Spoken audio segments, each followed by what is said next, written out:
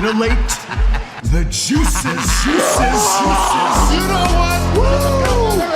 Right now. Woo! Woo!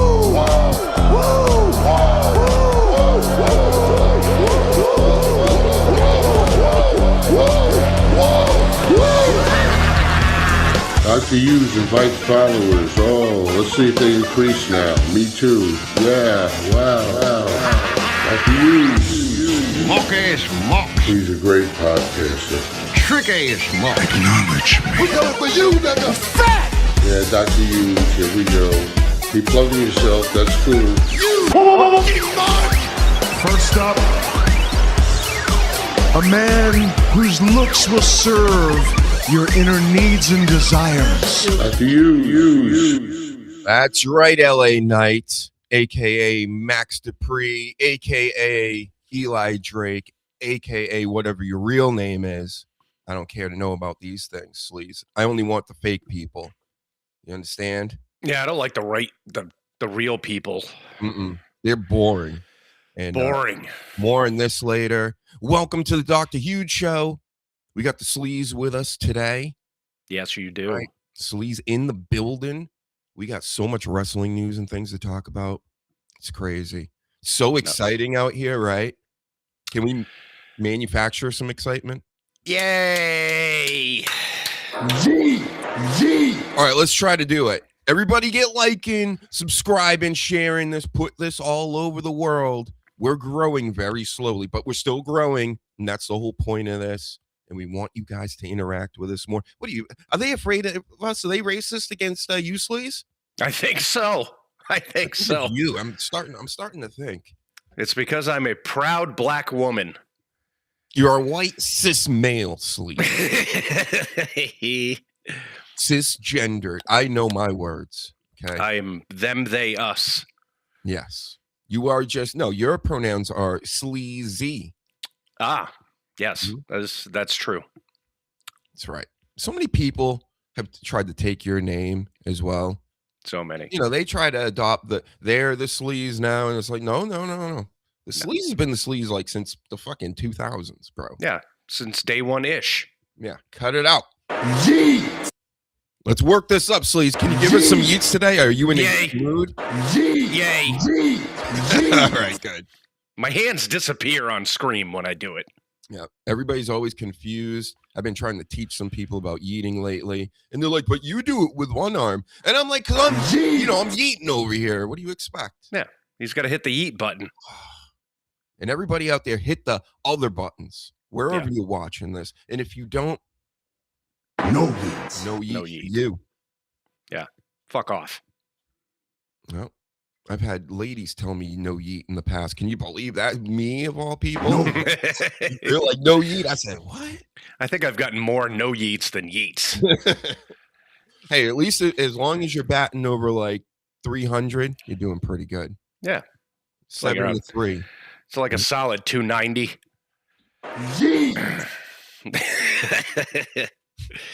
Everybody keeps threatening. I told you, sleaze. I called this before anybody else did.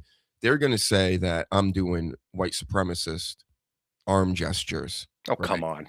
Come on. Let's grow up. Somebody took a picture of Jey Uso with his arms stretched out like that, just one up in the air while he was like, in the second turnbuckle into the crowd. And I was like, look, there you go. I've never found the time or the need to do stupid shit like that. Like, you people have way too much free time on your hands. I'm going to catch it just right so he looks like, What if they're right? And, he's maybe Jey Uso could be allegedly a white supremacist, some are saying or alluding to. And then you got Finn Balor, right? Full blackface for years. Come on. Rumor has it that he's coming back with blackface at WrestleMania. What? That's what they're saying. No. Things are loosening up, sleaze. We can say certain words again, but I'm telling you, it's a trap. I try not to say any words still. Do you think that's why they stopped him from doing that? It's because of the blackface? Well, I mentioned it many, many years ago as a goof, of course. I mean, if you don't get it, this ain't the show for you, I guess, but well, we gotta pull up that old audio because it might be about the time frame that he stopped doing it because they listened to the show. No, I honestly, especially back then on the Periscope. Periscope was Twitter video, which is happening right now. Also follow on there. Thank you very much. But yeah, I mean, I have proof.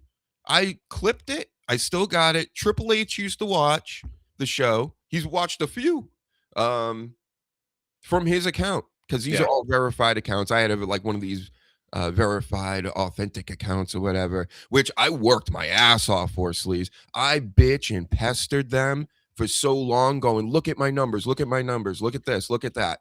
And then they finally gave me the check marks and all the, fancy stuff so I could get monetized on there. And then it switched over to something else. But yeah, I mean, all the wrestlers were watching our show. I would do a show and then like I would get blocked like right after that by certain wrestlers. And I'm like, oh, I was just talking about them.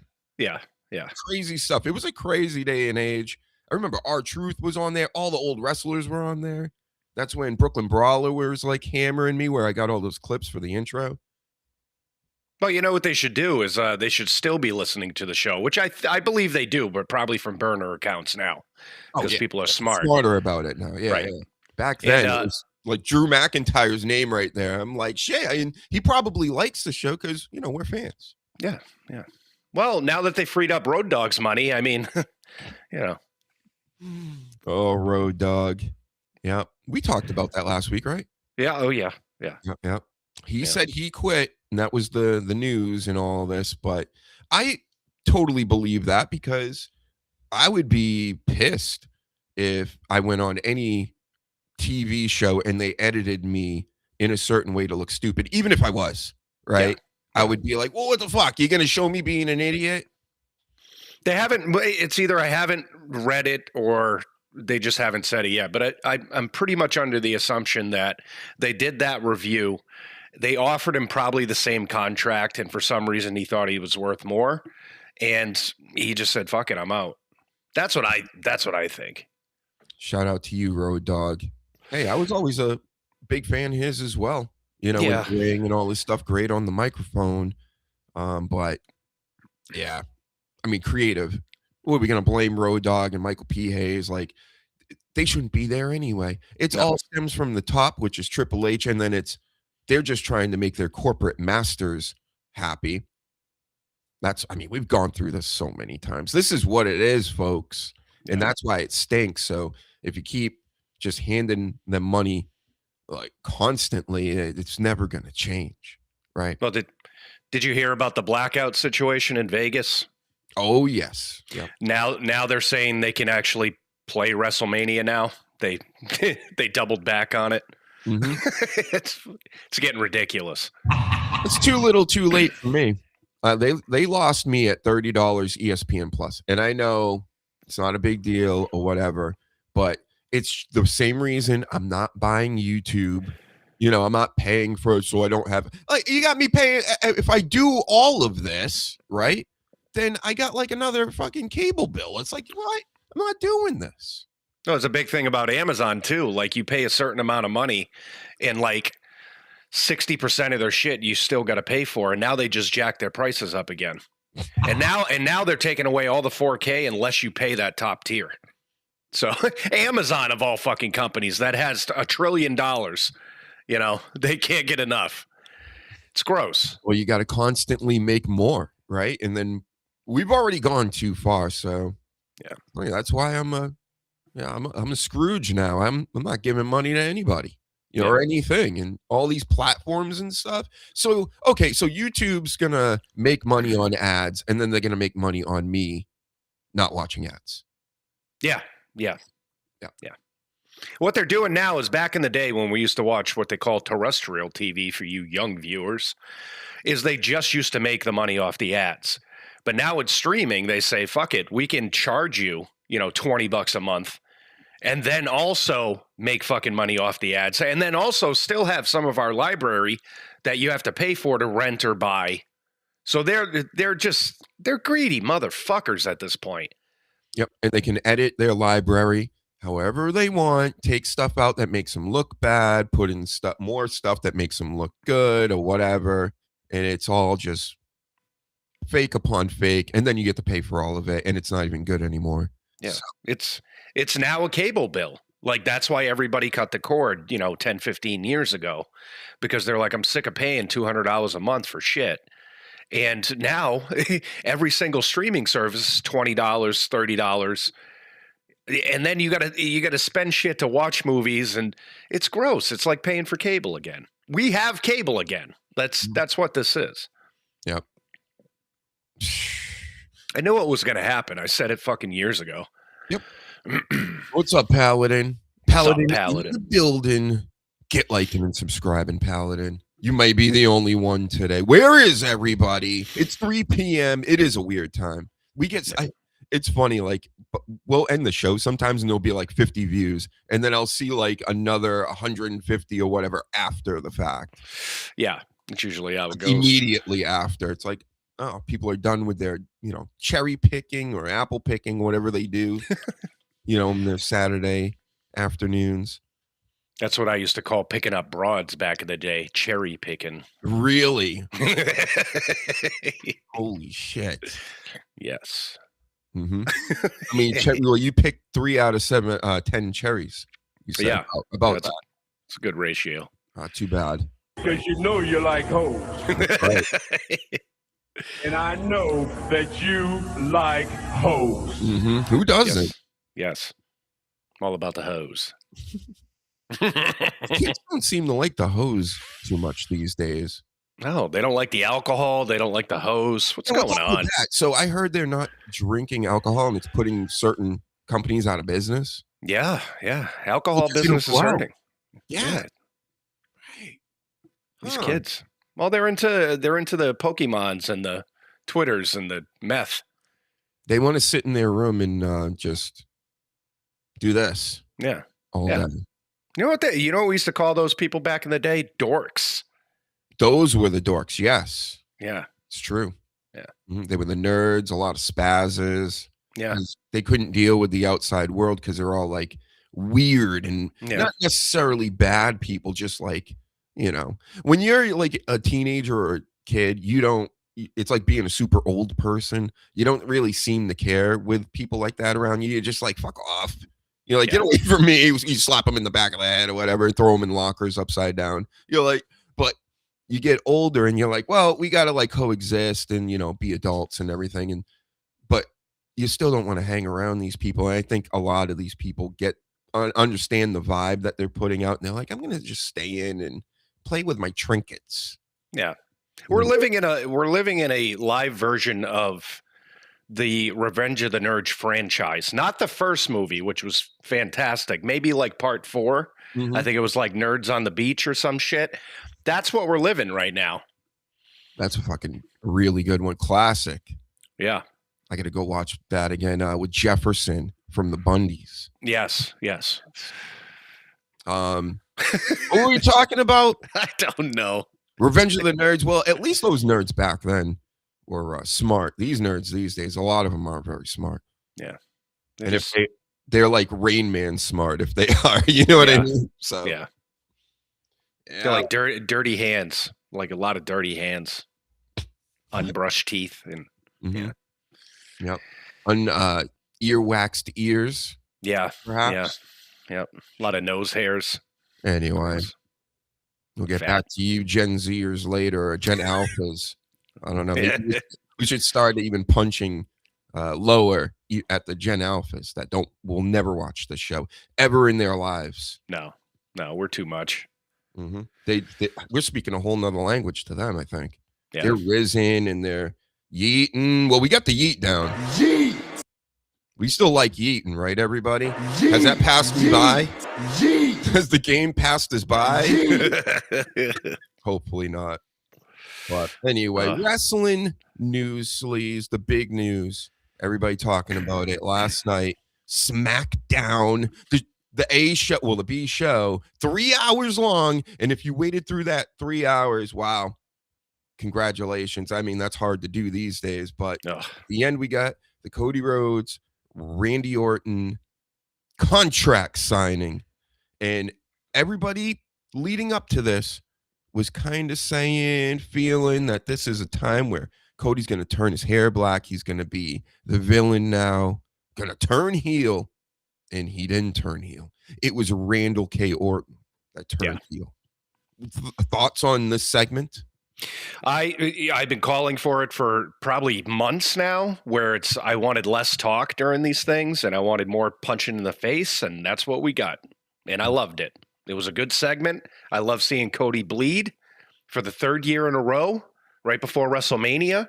I like me some bad Randy Orton. I don't like this fucking Uncle Randy bullshit. So fantastic. As long as they don't fuck it up. Yeah. My take, Randy stinks as a good guy. So that is the best part about this, is he's going to be a heel again, or even looking dangerous. You know, who knows if he goes full heel on everybody to finish off his career. But you got that. The whole Cody bleeding again, and okay, he's the babyface going into Mania. And then with the news I heard, I can't really like this because Cody Rhodes here is playing politician, rumors are saying, backstage, going, hey, I think it would be good for it to be me versus Randy Orton. But then we also caught wind that Drew McIntyre is going to do his movie. He quit last night, came back. It's a reason to take him off TV either way, still. And again, what do you think about the development of this storyline and where it's going to go here? I knew somehow Cody was going into Mania with the belt, so it didn't surprise me. I've known about the Highlander thing, you know, because I'm an analyst. You know what I mean? Like, I know these things. I know all the dirt sheet, all that shit. Plus, I'm fucking a genius. So I already knew all this stuff. It should have been built up better. It was like a 1 week thing. And that's what's getting tiresome too. It does not feel like WrestleMania season at all. And I'm saying this, I say it more and more every single year, where it's like the build up to WrestleMania is horrendous. You know, we don't even really have like the full class of like the Hall of Fame yet. There's nothing built up for that besides Undertaker coming out and saying, hey, you're in the Hall of Fame, like a creep now, like just following people around. And it's like, what are there, 4 matches on the card? It's in like a month, 3 weeks, something like that. So it's just, it's very fucking lackluster. You don't like Mark coming out there telling everybody that they're going into the Hall of Fame? No, not at all. If they had somebody else doing it that was more entertaining, besides the guy that played a dead man for fucking 30 years, like it doesn't make sense to me. I don't want to see Mark. No, I don't. Who does? Who out there? Like, go into the chat or send us a fucking message or something. Who enjoys Mark Calloway? I'm gonna guess Kid Rock. Yeah, because he's getting the fucking residuals for that freaking song that's terrible. American Badass. Yeah, the American Badass Mark. That's what you get, folks. Now they can do the cool thing that I talked about many years ago. Have the Undertaker come out full gray hair. We all know you're gray, Undertaker. There's no way you got full fucking black hair, you know. But just let it go gray. It would look cool. You come out in the Undertaker outfit. You know, it'd be like how they did with Michael Myers and all these other like horror characters that are like real people, where they get older, right? What is he gonna stay young forever? That would be stupid, you know. What are you gonna wear a mask with fucking a weave on it next, like your brother? Yeah, don't be like stupid. Yeah, your little brother. His family messed him up. This guy messed him up pretty good. Yeah. Emotional scars. So now it's like, are they gonna continue this? Because now every time you hear the dong, you're like, oh, someone's going into the Hall of Fame. Yeah, like, and that's just piss poor to me. I'm sorry, just my personal fucking opinion. Yep, I think by now he did it to Stephanie and now AJ. Anybody else? No, he did it to Triple H, him and Shawn too. Oh yeah, it wasn't the dong fucking motorcycle bullshit, but yep. He's the gatekeeper of the fucking Hall of Fame, I guess. Like, I get it. I really thought when you had Triple H, Undertaker, Heyman, you got these guys around this product right now. I thought it would be like fucking banging. Yeah. Like it was a year or two ago. And it did for about 6 months or so. They were completely on fire. There's residual effects before and after, but there was like, a real hot spot where wrestling was like cool again. And everybody was saying it in the media.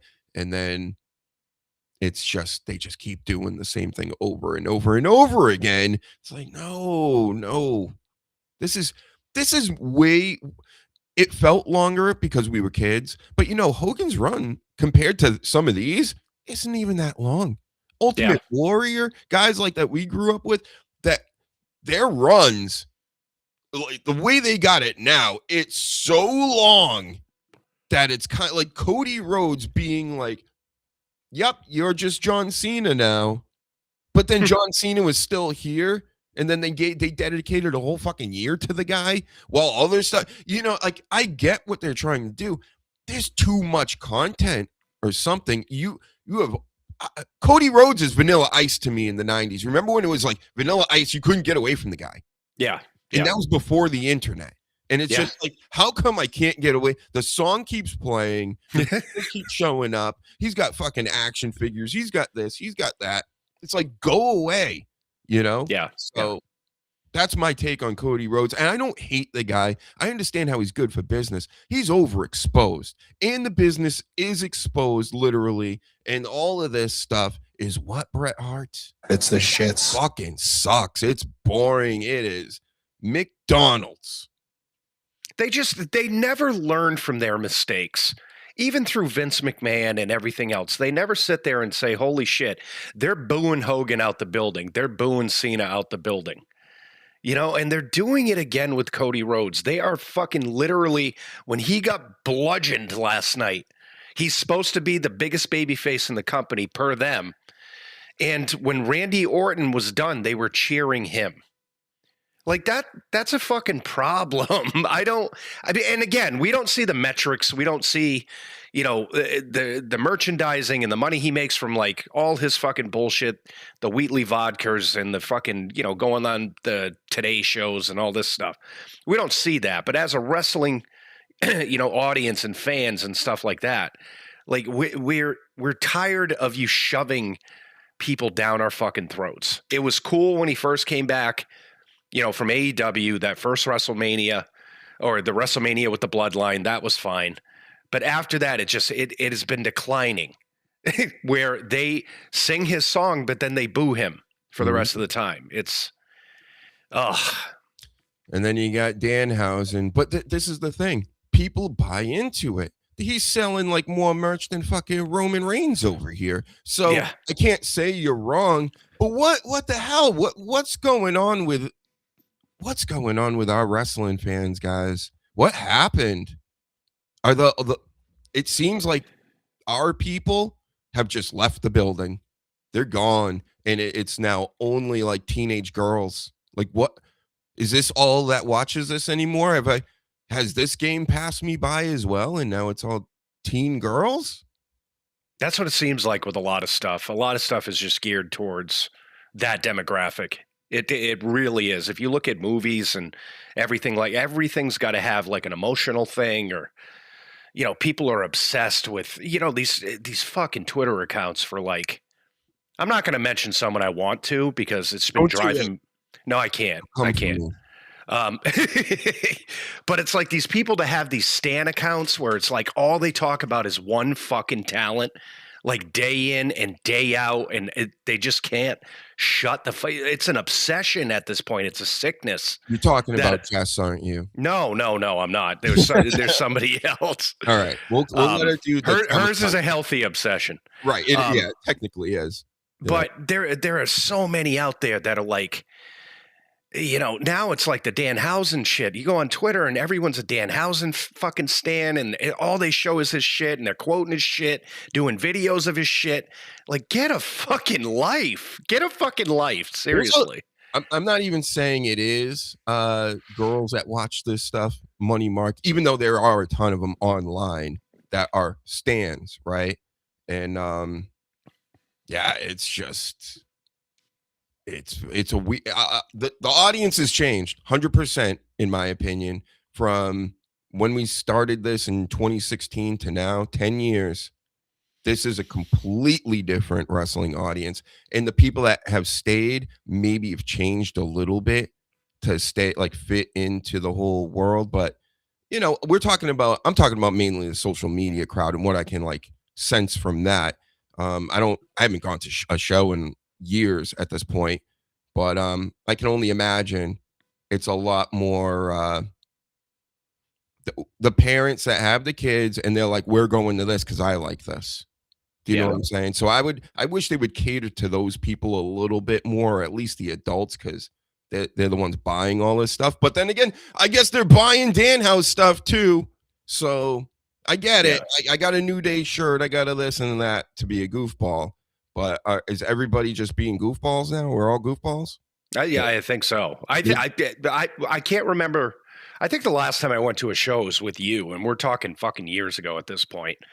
And I can't imagine being in that crowd now. I think it would be unbearable with all these people. I don't like people to begin with, but I especially don't think I'd like these people. These fucking creepy, obsessed, fucking weirdo fans that is out there. It's just unattractive. It's just a new generation I've seen come in just over the past 5-6 years, and they think wrestling is what like AEW will do a lot of the times. Like they don't know anything else. Imagine you come around and you start learning about wrestling when AEW's already been here. It's funny, it's been around like 6-7 years now, and it feels like, I mean, I'm old as fuck, I guess, because it feels like a year or two. It still feels like a new company, but it's WWE's been around our whole lives and before we were even alive. So maybe that's why. But it's wow that you guys, you kids, man. You know what it is? This is what it is. William Robinson, you said something about you don't get Danhausen because you're 80 million years old, right? And the kids love Danhausen because he made clips online, right? Yeah.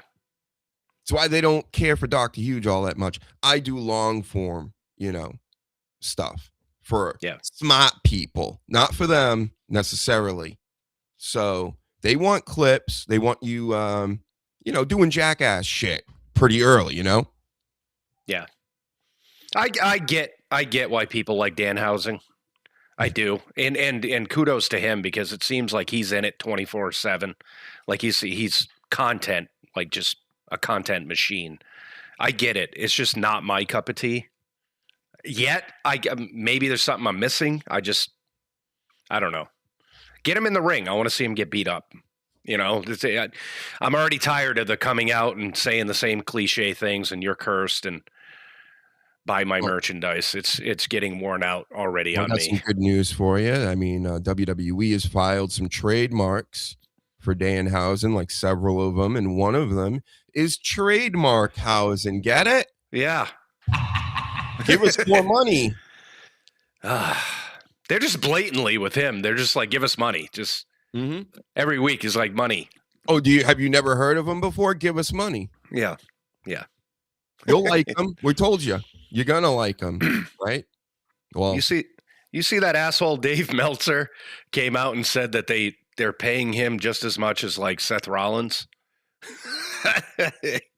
That would be a shocker. Yeah, I doubt that. I fucking doubt that. Yeah, there you are, Dave. He was front row at Dynamite this week. The guy that front row. Yeah, he was front row. There's a ton of viral fucking pictures of him falling asleep front row at his favorite promotion. That's Did he it hug his right boy there. when he came down? Mm-hmm. Yep. Yeah. AEW's wild, man. Like that's and then you go from that to this.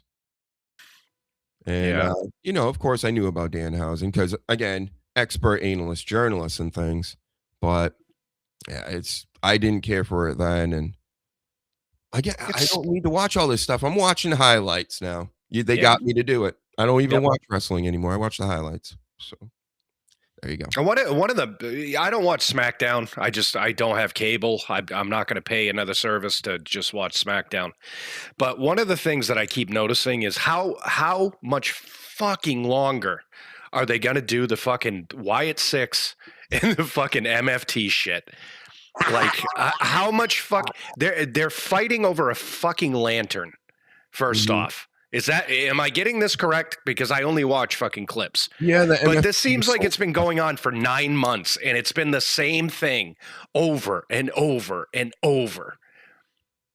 They don't know what to do. They don't know what to do with any of this. They can start things. I've never taken that away from them. Even all last year, which I thought was a terrible year creatively for WWE, they started a whole bunch of cool things. John Cena heel turn, God, I can't even think of anything else. It was such a bad year. I just try not to even remember it. But they'll start some heck of an angle, and then it just goes absolutely nowhere, and they just move on to something else. Yeah. But it takes up months. Again, this is what I'm talking about. So we're doing clips, but for years.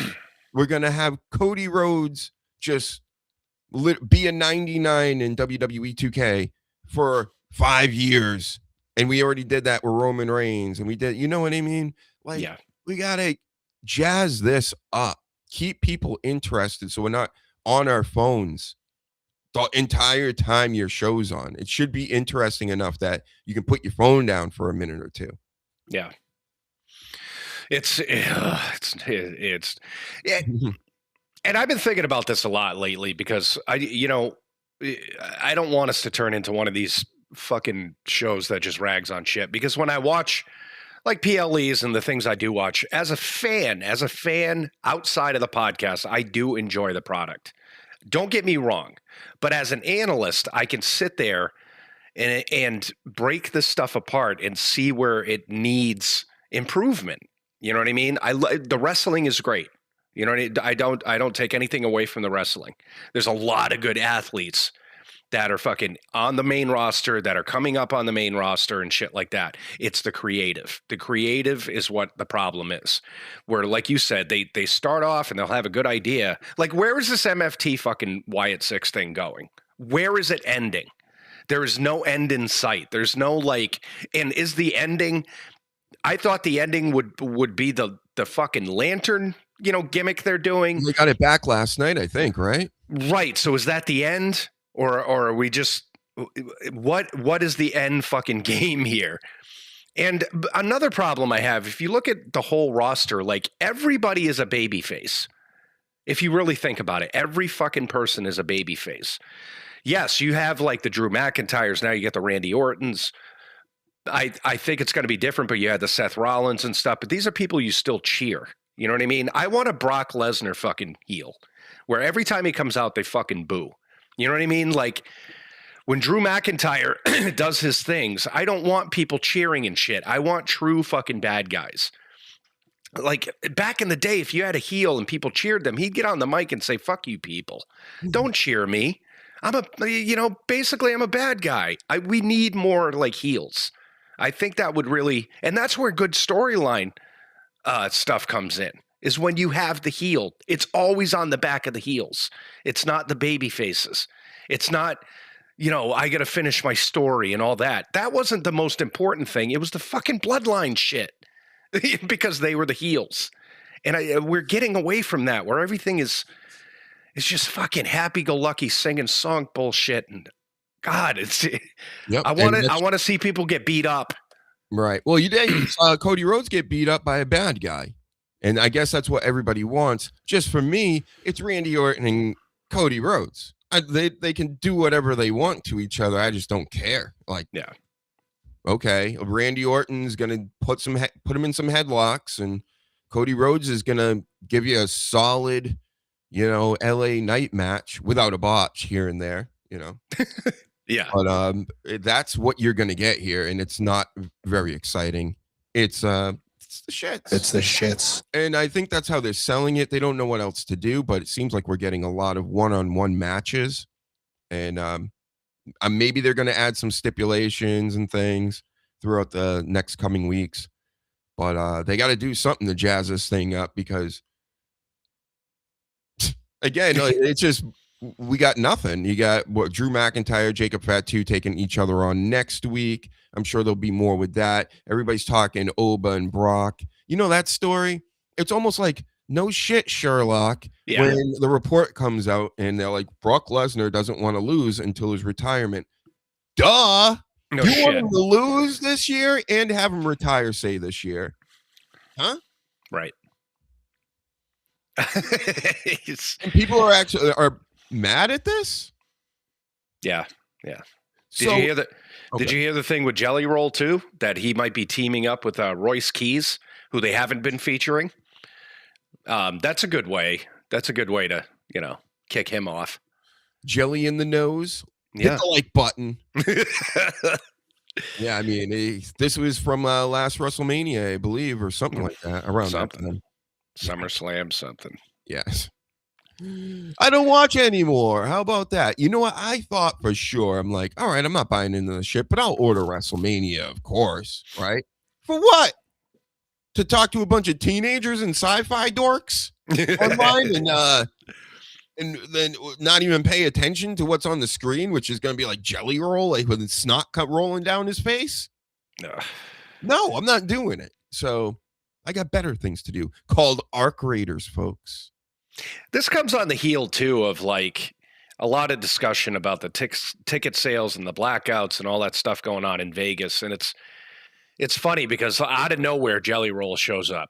So they think that's like the saving grace that's going to get them to.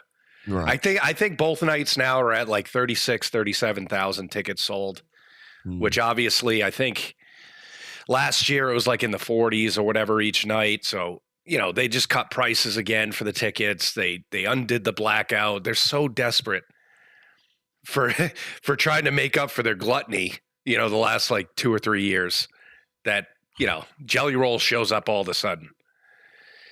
And you're not doing it right. It's not skeet. This isn't a Little John video. It's yeet.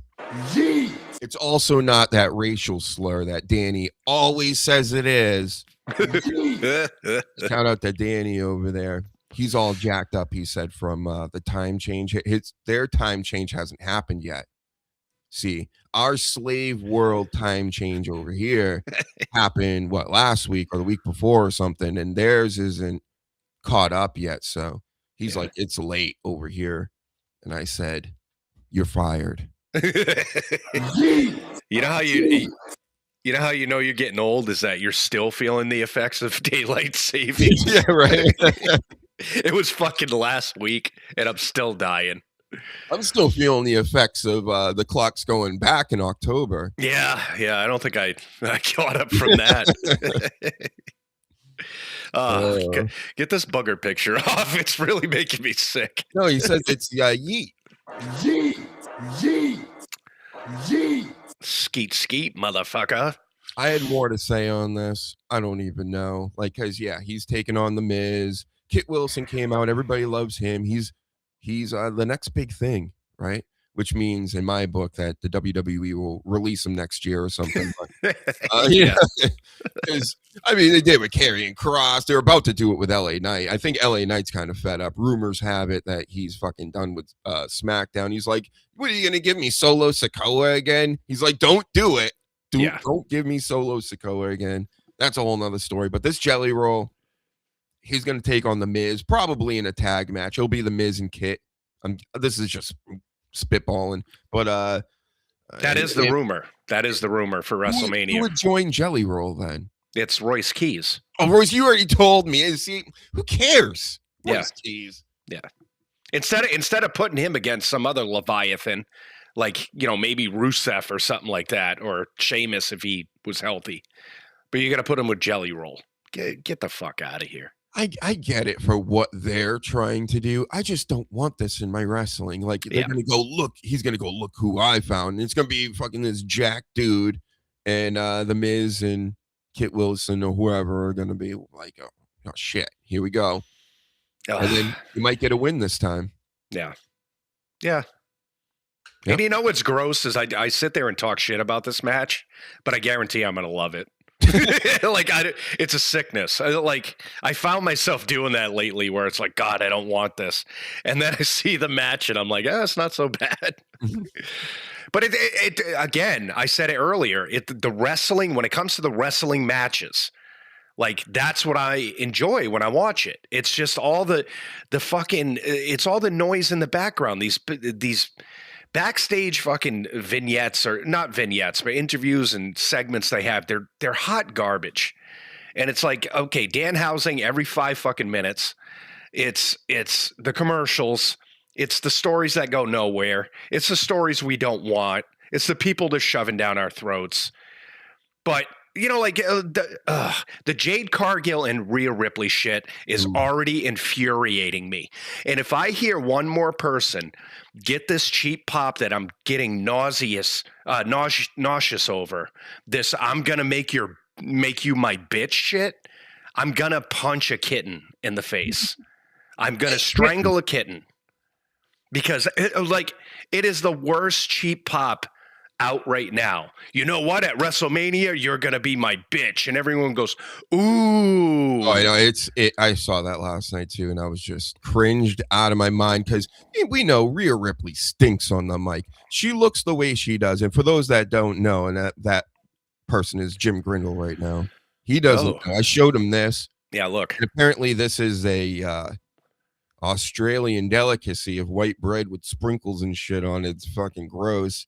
You guys are crazy. No wonder you live in the bottom of the world, right? Or do you? Or do you? Who knows? Oh. But this lady over here with 1, 2, 3, I know she's got another one on the other side. Let's just say 5 nose rings. And I'm gazillion more tatted up than the Undertaker, sleaze. How does a lady pull that off where you're more tatted up than the Undertaker and people are like, oh man, that's hot? It's not hot in my book. I guess, I'm an old timer again. When you got a bunch of demons in people's faces on your body and I'm trying to get the bumpity grindy on, it disgusts me. Yeah. I don't want to see drawings on a person's skin, when they're half naked, totally naked. Get it? Yeah. I don't want to be doing back shots and seeing Beelzebub fucking looking at me. Right, yeah. Like that chick from Bar Rescue? There's one of the bartenders that has a huge dragon across her whole, a huge red dragon that covers her entire body, pretty much the whole upper torso, and it's just nuts. No. But that's kind of what I'm starting to see with her, except it's all black, and it's just that's another story, right? But how long has it been since she left Dominic and left the Judgment Day? What do you think? Like a couple of years now, right? A while, yeah.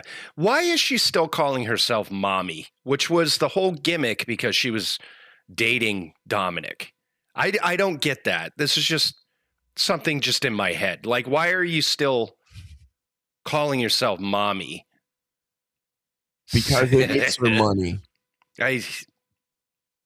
Stupid. Yep. So we got her, and Jade Cargill, of course, looks like $1 million. She's got that little bikini shorts and all wedgied up her ass last night. And it looks like it's made out of stone, this ass. It's crazy looking. It doesn't look comfortable at all. She sits down on certain chairs and just leaves indents on them. Yeah. But you break your pelvis having relations.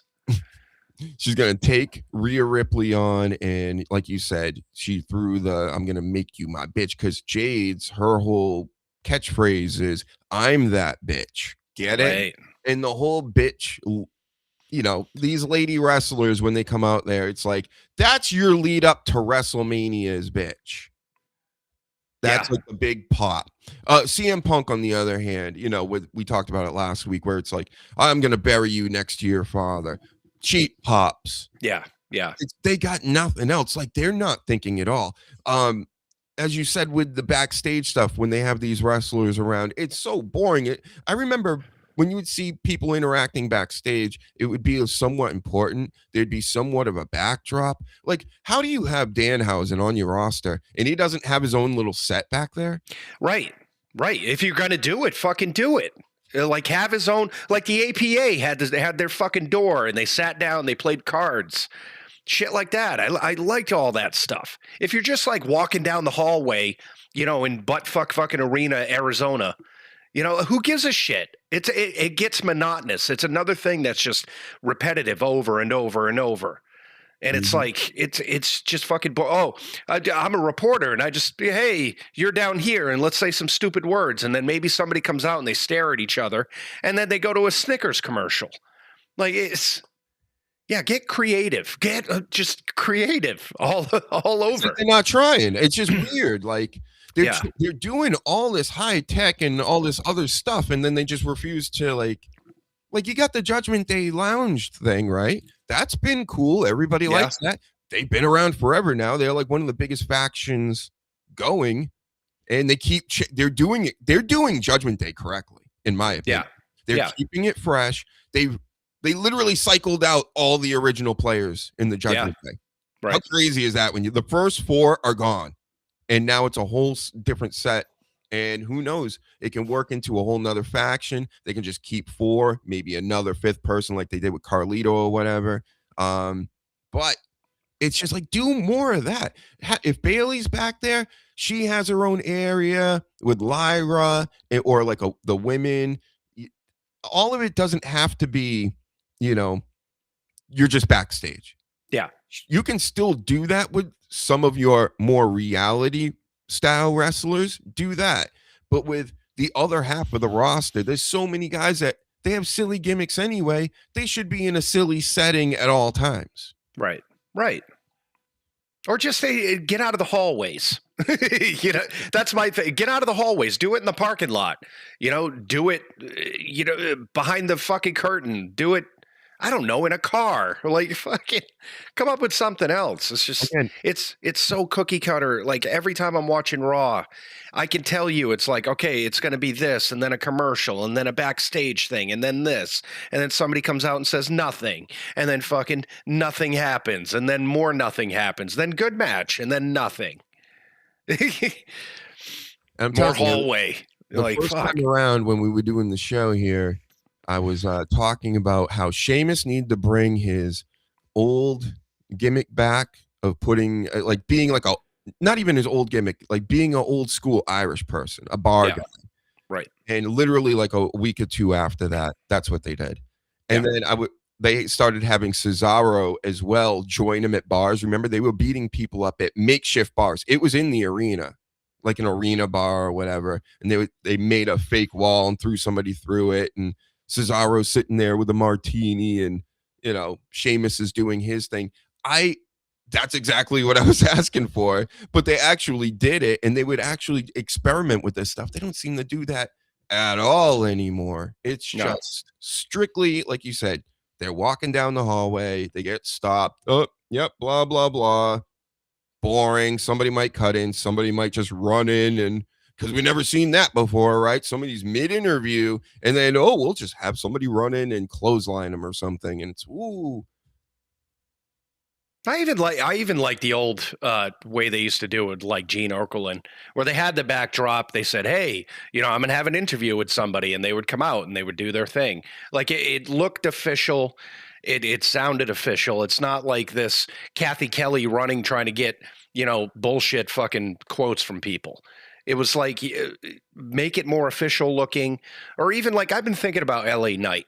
LA Knight should be the guy that's always out and about in these towns. Just either starting bullshit or, meeting at the VIPs, like doing something. Yeah. I would even have him if he's feuding with let's say Jey Uso, have him waiting in the parking lot at the fucking airport. You know what I mean? Like, he comes out, they get into a fight in the fucking tarmac. It's fucking crazy. Like, do all that kind of shit. Come on. I don't know if it's like getting permits or they have the money to pay these fucking They're $1 billion trillion company. It's like Give yourself some backdrops. You got Danhausen, bro. The whole idea of Danhausen is like he's an old school like horror host that has like the smoke and the goofy things around him, and they got him backstage just walking up on the Miz and going, "I'm gonna do your show." And yeah, they may do that and have him do that stuff in the ring, which is fine, but it shouldn't be in the ring all the time. It should be mostly backstage stuff that you cut well beforehand, because that's what he does anyway. Yep. I want more stuff like Piper's Pit. I want more stuff like Brutus's fucking barbershop. Rollins Report. Yeah, all that shit. Like, why aren't we doing this? Like, come up with something for LA Knight, because I feel he would be fantastic with that. He could be the new Roddy Piper with the Piper's Pit shit. You know, he can interview fucking people, not these Kathy fucking Kellys and whoever else is, you know, this piece of ass that they throw out there that they think they're getting clicks for. Like, have these wrestlers do more of that kind of shit. It's fucking entertaining. Have you seen his old Eli Drake from TNA, the dummy button and all that? He used to do that. It's right there. Just give him a show. Yeah. Yep. Especially him. I think more than anybody. Like, LA Knight should be more prominent in something like that. Like, I think he would fucking excel. It would make him even bigger than he is. Yep. Man, we're killing it. We're telling them everything they should do, everything they're doing wrong, and they just won't listen. You listened before. Yeah. When Vince was around, nobody's listening because they're too busy with TKO and ESPN and trying to make everybody happy, which, you know what, when that happens, Sleaze, when you try to make everybody happy, nobody's happy. Yeah. You know what segment I want to see? I want to see, okay, so picture this. You see the outside of the headquarters, right? Then it goes into where the writers are and blah, blah, blah. LA Knight comes in, gets pissed off about a fucking thing that he was friggin' put into, and just beats the piss out of all the fucking writers. Puts them through the whiteboard, throws them out the window that's in the back. I like it. Or even not even that serious, where he comes in and pulls an ice cube. Remember that story? Yeah. With I forget who it was, but it was Priority Records. Yep. And he goes in with a baseball bat and just starts smashing all the things in the office. Yep. Mm-hmm. Be like Ice Cube. Yeah, be like Ice Cube. Dummy. Yeah. Right, O'Shea Jackson Jr.? It's your dad. And what's up with T-Fresh in the building? Just want to stop by and say hi. Out with the Mom Dukes right now. Shout out to Mom Dukes. Shout out to T-Fresh. Long time fan of the Dr. Huge Show. Thank you very much. Everybody get liking and subscribing. Hit all the buttons. Do it. Here. Saturday, just like T-Fresh. 3 p.m. every week for the millions, for the dozens and the dozens, as Mankind used to say. The dozens. Mankind had the boiler room shit. Come on, man. Mm-hmm. The Rock would be like working out or something, or he would his were the best. He would come in and throw his t-shirts over, Michael Cole's head. Right. He'd make fun of whoever that he was talking about. And it was very like in and out. Even if it was a longer promo, it didn't feel long because there was stuff happening. He electrified the crowd. He would get pops backstage. And that's how to me, either the times have changed or the wrestlers, and I know a little bit of both have, but like when CM Punk is feuding with LA Knight, I'll never get over this. This just upset me. I know what CM Punk was trying to do. He must not like LA Knight. He was trying to get over with him and get the crowd, when they were backstage having a little promo battle, like you said, Kelly, whoever, holding the microphone, and he said something to try to get the crowd to chant his name. And I'm just like, they didn't. And I'm just like, that's fucking pathetic, CM Punk. You tried the big time LA Knight, who is also a good guy at the moment. Like, you're all good guys, I guess. But you tried the big time him and get the people out in the crowd, the Rock style. That only the Rock can do that shit, bro. And that's what I'm starting to think. Is there are certain guys in the game, and I'm not shitting on CM Punk. He's putting in work in and all this, and he's the champ right now. I'm just saying, like, the Rock really electrified the crowd. He could Right. do it. He would, if he wanted you to chant his name, he'd make you chant his name just by going and stopping and looking at everybody. CM Punk tries to do it to bury another talent, and it doesn't work. And I'm like, No. bro, that's a part of the reason I'm just never been really a CM Punk guy, because I'm like, you ain't that guy, bruh. You ain't this guy, bruh. Now they got to realize that some people are just once in a lifetime, and The Rock is once in a lifetime. You can't duplicate him. You can't do what he said or anything. And speaking of Kathy Kelly there, she came out a while ago and said, which I'm all for. She said that she expects the wrestlers to like yell at her more and get more upset with her. Like what we used to enjoy when The Rock and Michael Cole used to fucking interact. He would shit all over Michael Cole. There's not enough of that nowadays because they're putting these Barbie dolls into these places instead of like the Byron Saxtons or the fucking, people you could fuck with in the back. That was one of the more entertaining things because as soon as you saw Michael Cole back in the day with a microphone backstage, and then they panned out and you saw The Rock, you're like, he's getting shit on. And that was entertaining. They need more of that stuff too. Where it's like, I need more of the announcers getting screamed and beat up. Yes. Like that's just fun. Or when maybe we'll have Brock Lesnar come out and take Kathy Kelly and just pick her up in her tiny little dress in her 6-inch heels and just F5. Yeah, why not? People would love it, right? You want clickbait? That's clickbait, guys. Because that will get you millions of views on fucking YouTube. Imagine Brock Lesnar too, the way everything is, and with oh my god, that would make everybody crazy. Yeah. I want to see her backstage like she always does. Like, hey, Brock, like just give me something, and he just pummels her. And of course, this isn't real. Say they're doing an interview, Paul Heyman and Brock Lesnar, and they're like outside, like in Providence, say whatever, where they're up on a platform. And Jeff Hardy style, he takes her F5s her off, but he F5s a doll, Yeah, like a dummy, a big dummy, and the shoes come flying off and everything. It's like spins and like lands into like a dumpster or something. Like I said, like remember the Jeff Hardy when he did one of those into a dumpster? Yeah, back in the day. Like Brock Lesnar just stops the interview because he's so mad and picks her up in the F5. You know what's sad is that is funny on every fucking level, but these fucking Gen Zers will say like, well, that was obviously a dummy. How bad is this wrestling? It's going to shit. No, and the fall of the Fed. And it's like, no, that's fucking hilarious. Like whenever they do that in a movie, like a Mel Brooks movie or some shit where it's obviously a dummy and that's the joke, they're like, that's hilarious. The shoes have to come like whizzing off like that. Like that could be the new thing with everybody is Kathy Kelly comes up and then they do something ridiculous with a fucking dummy. And she comes back like Chelsea in the wheelchair with the feet and everything, like in a body cast. She goes, oh, I don't want to ask him any more questions. Yeah. They have somebody pushing her out in the wheelchair every week, and she just got a microphone and a neck brace, and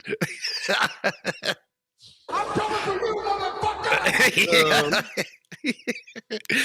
There you go. Just seriously, just try it out. If it doesn't work, blame us, but it's got to work. You pushed that poor guy with the one leg down the stairs with like they really did that. That's what I'm saying. This isn't like beyond what should be happening. This should be happening, I think. I want more segments. Like one of my favorite segments of all time is when I think it was for the IC belt, and The Rock stole it from Stone Cold, and then he was on a bridge and he's like, "Yeah, come and get it." And he threw the fucking belt. And that whole segment was gold. It should have gotten an Oscar, or an Emmy. Yep. Like they need more of that to go outside, and do some shit like that. Throw Kathy Kelly off a fucking bridge.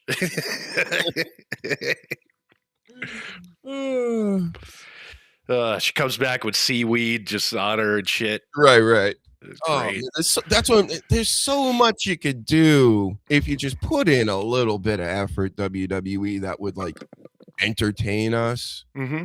Enough of this reality shit. We get it. All these people are on podcasts every week. They would never do our podcast. Not anymore for some reason. The world has changed. They got a whole nother audience now, and they're like, oh, these guys, can't deal with these guys. Yeah. But a lot of our ideas now are sort of conforming to like, okay, it's a different time. You can't do attitude era shit. There's a lot of course, yeah. You know what I mean? But this classic comic shit, like the whole dummy idea and like, like just little segments like in bars or in parking lots or on bridges, like that's all universally funny. We're not going back to, making Trish Stratus bark at like a dog in the ring.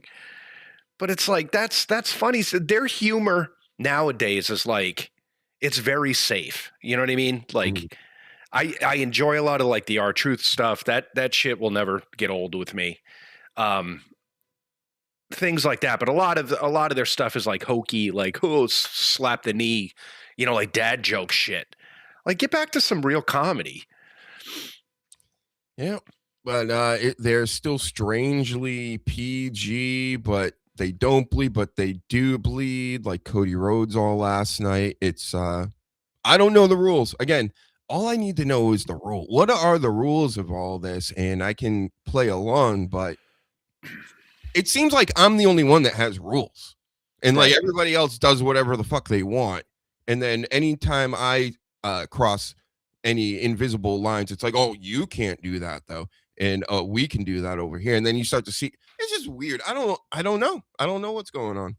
That's what it is in this industry and in life in general. It's like, what can I do and what can't I do? What am I supposed to do? What am I not supposed to do? It's so blurred nowadays where it's like, okay, like, so that's a lot of what we question. If you really think about it, if you listen back to the shows and shit, like I listen back to the audio, as soon as it comes back, and I'm like, a lot of the stuff that we criticize, and we're just like, what? So what's the deal? Like, if we know the deal, then okay, then we can figure out our opinion. That's why we're stuck in this fucking limbo of like, I just don't know what the fuck is going on. I don't know if I'll ever know what's going on. Like, can we eat babies too? John Cena recognized. Are we allowed? I don't know. Apparently, you're allowed to do that. So, I just want to know, is that like a possibility? I like to have my options open for things. Yeah. I might want to try a baby sandwich. Yeah. People are saying it's good. So they go out of their way to have baby sandwiches. So maybe there's something to it. Yeah. It's like the new McRib or something, Quiet down, John Cena. Instead of coming back once a year, it's here all the time. Mm-hmm. For some. So crazy. It's so crazy. Like, again, it's a joke, but it's based in some truth. Like, we know that's happening now. It's a fact, Jack. Yeah. So is that cool? I'm just asking questions. I'm not saying it is or it isn't, right? I don't want to offend baby eaters or the non-baby eaters. I just want to understand what's going on. Yeah. Because, right? Baby back ribs? Yeah. What? Baby back ribs. I want my baby back. Baby back. My baby back. Baby back. Baby back. Baby back. That's how Fat Bastard sang it in Austin Powers 2, folks. That's right. Is that too much of an old reference for these kids? It is. It's way fucking. If you make an Austin Powers reference in the year 2026 AD, people are like, "Oh my god, you're like a million years old." Yeah, it's like the way we would look at, say, like Fletch or something. Like, it'd feel real old, I think I mentioned. Speaking of Chevy Chase, I mentioned Caddyshack at work the other day. Oh no, nobody knew what the hell you were talking about. And a kid I think he's like 22. He was like, "What's that?" And I'm like, "Get out of my fucking face! Like, go watch your history, read your history. It's one of the greatest movies ever made. Like, not Caddyshack 2, but the original." I grew up with Caddyshack too. Sleaze. Right. Yeah. I'm not no shit, and it because I had everything on VHSs. Yeah. My father was a big.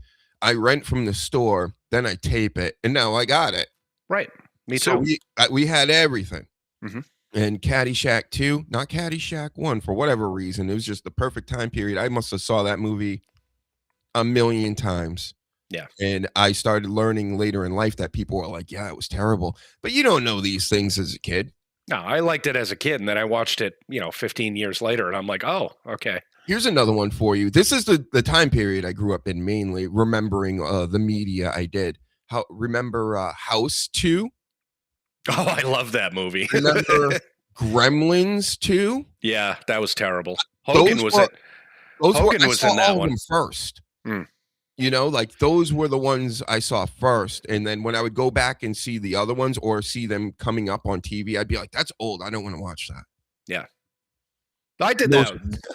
I did that with a lot too, like Friday the 13th. Yep. Like I think the first one I watched was like part 5, which he wasn't even in. And I'm like, oh, this is a great movie. And then years later, I'm like, whoa, wait a minute. There was like 4 before this. Yep. Yeah. What else was out at that time? Tremors 1. Amazing great. movie, Kevin Bacon. Yep. And then there's one more. What's Critters? And Critters 2, of course. Yeah. Fantastic movies. Little known, Wizard of Oz Return to Oz. How about that? That was a freaky fucking movie. It was not like the original. It was very creepy. Yeah. And I never saw The Wiz. I will reference it because I know what it's about. I know what it is, but I'm not going out of my way to watch these movies. No, especially now. No. Uh-huh. All right. I got a few more wrestling things. You have to go anytime soon? What time is it? Like 10 minutes or so. Let's talk about a little bit of this Fat 2 Drew McIntyre business. So Drew McIntyre said he quit, but then he showed up at the end of the night and screwed Jacob Fat 2 in one of his matches, whoever he was taking on. I don't even know. But, does that mean that that was like a ruse? He's not quitting? I don't know. I liked it though, because you're like, okay, so he's going off and, doing Highlander. And then like he came back, which is a surprise. You get those once a couple of months with WWE. So I actually like that. But yeah, I'm confused now because it's sort of like they're setting up him and Fatu for WrestleMania. So, yep. And earlier in the night, I just want to point out this quote. Jacob Fatu said to Drew McIntyre, "I'm the one that screwed yo ass." Oh, that sounds. That's yep, not make believe, sleaze. That's a real quote. That's also what she said. Whoever screwed somebody in the ass. I don't know. And I got news for you. That means you're gay. What? What else does it mean? You are fucking gay bar chocolate. Pound that ass. Or frost your hair. Do something like that. You know what I'm loving is these memes of the Iron Sheik being named the new leader of Iran. Oh, I haven't seen those. There's a bunch of those. It's fantastic. We got to make some AI videos of the Iron Sheik taking over. Yeah. And that's some crazy stuff too. I don't want to put out the misinformation or anything. So yeah, I don't want to give any people any speculation, or just believe whatever you're told. Right. Like the Iron Sheik is the new leader of Iran. He's the new Ayatollah of rock and roll. Yeah, rock and roller. Did you hear about Nino Hamburguesa? Who? From AAA. He's a chubbier fella. Fat! That has hamburgers as his logos and everything. And he maybe was being heckled by somebody outside the ring, one of these silly marks. But then there's video of him landing on him, and then he keeps repeatedly elbowing him. Yeah. And now he's been, I heard, fired or released or whatever. And get well, Hamburguesa. Never ever hit people using words. Don't do it. I think we should get him on the show because there needs to be a rivalry between your hot dog and his hamburger. Right. Yep. We tried that. I tried that with you know that skinny black dude that was around in the Indies for a while? I mean, I think he might still be around, the hamburger guy. Yeah. Yep. And I had Hot Dog Starks on at one point. Right. Then there was another like white dude out here that was doing the hot dog thing and using the logo. It's like I said before, when we started this, I'm like, I see all these people with the sleeves, this and that. Trust me, they all tried it with the hot dog too. You understand? I had Hot Dog Starks on. I mean, he came in the costume though, so shout out to him. He's blackballed now, I think, but I forget his fucking name. Remember, I was going back and forth with that indie guy because he was doing the Monday Night Sleaze thing, and then he was keeping it sleazy and all that shit. Who the fuck was that guy? And now he's like, I don't know. I think he got caught with I don't know, hookers or something. Yeah, I forget his name. He's so relevant. People, it's like, you really think that's gonna work like that? Yeah, it doesn't work like that. No, I had people trying to lift my whole gimmick in multiple Twitter pages. Oh, like, yeah. And they're like, oh, I'd point it out. And they go, thanks for promoting me. You mean promoting me, dumb fuck? How do you consider that promoting you? You're doing me. Yeah. I went back and forth with that dude for months. He was like, I was doing Monday Night Sleaze and done it. I'm like, fuck off. No, he wasn't. Whoa. No, he wasn't.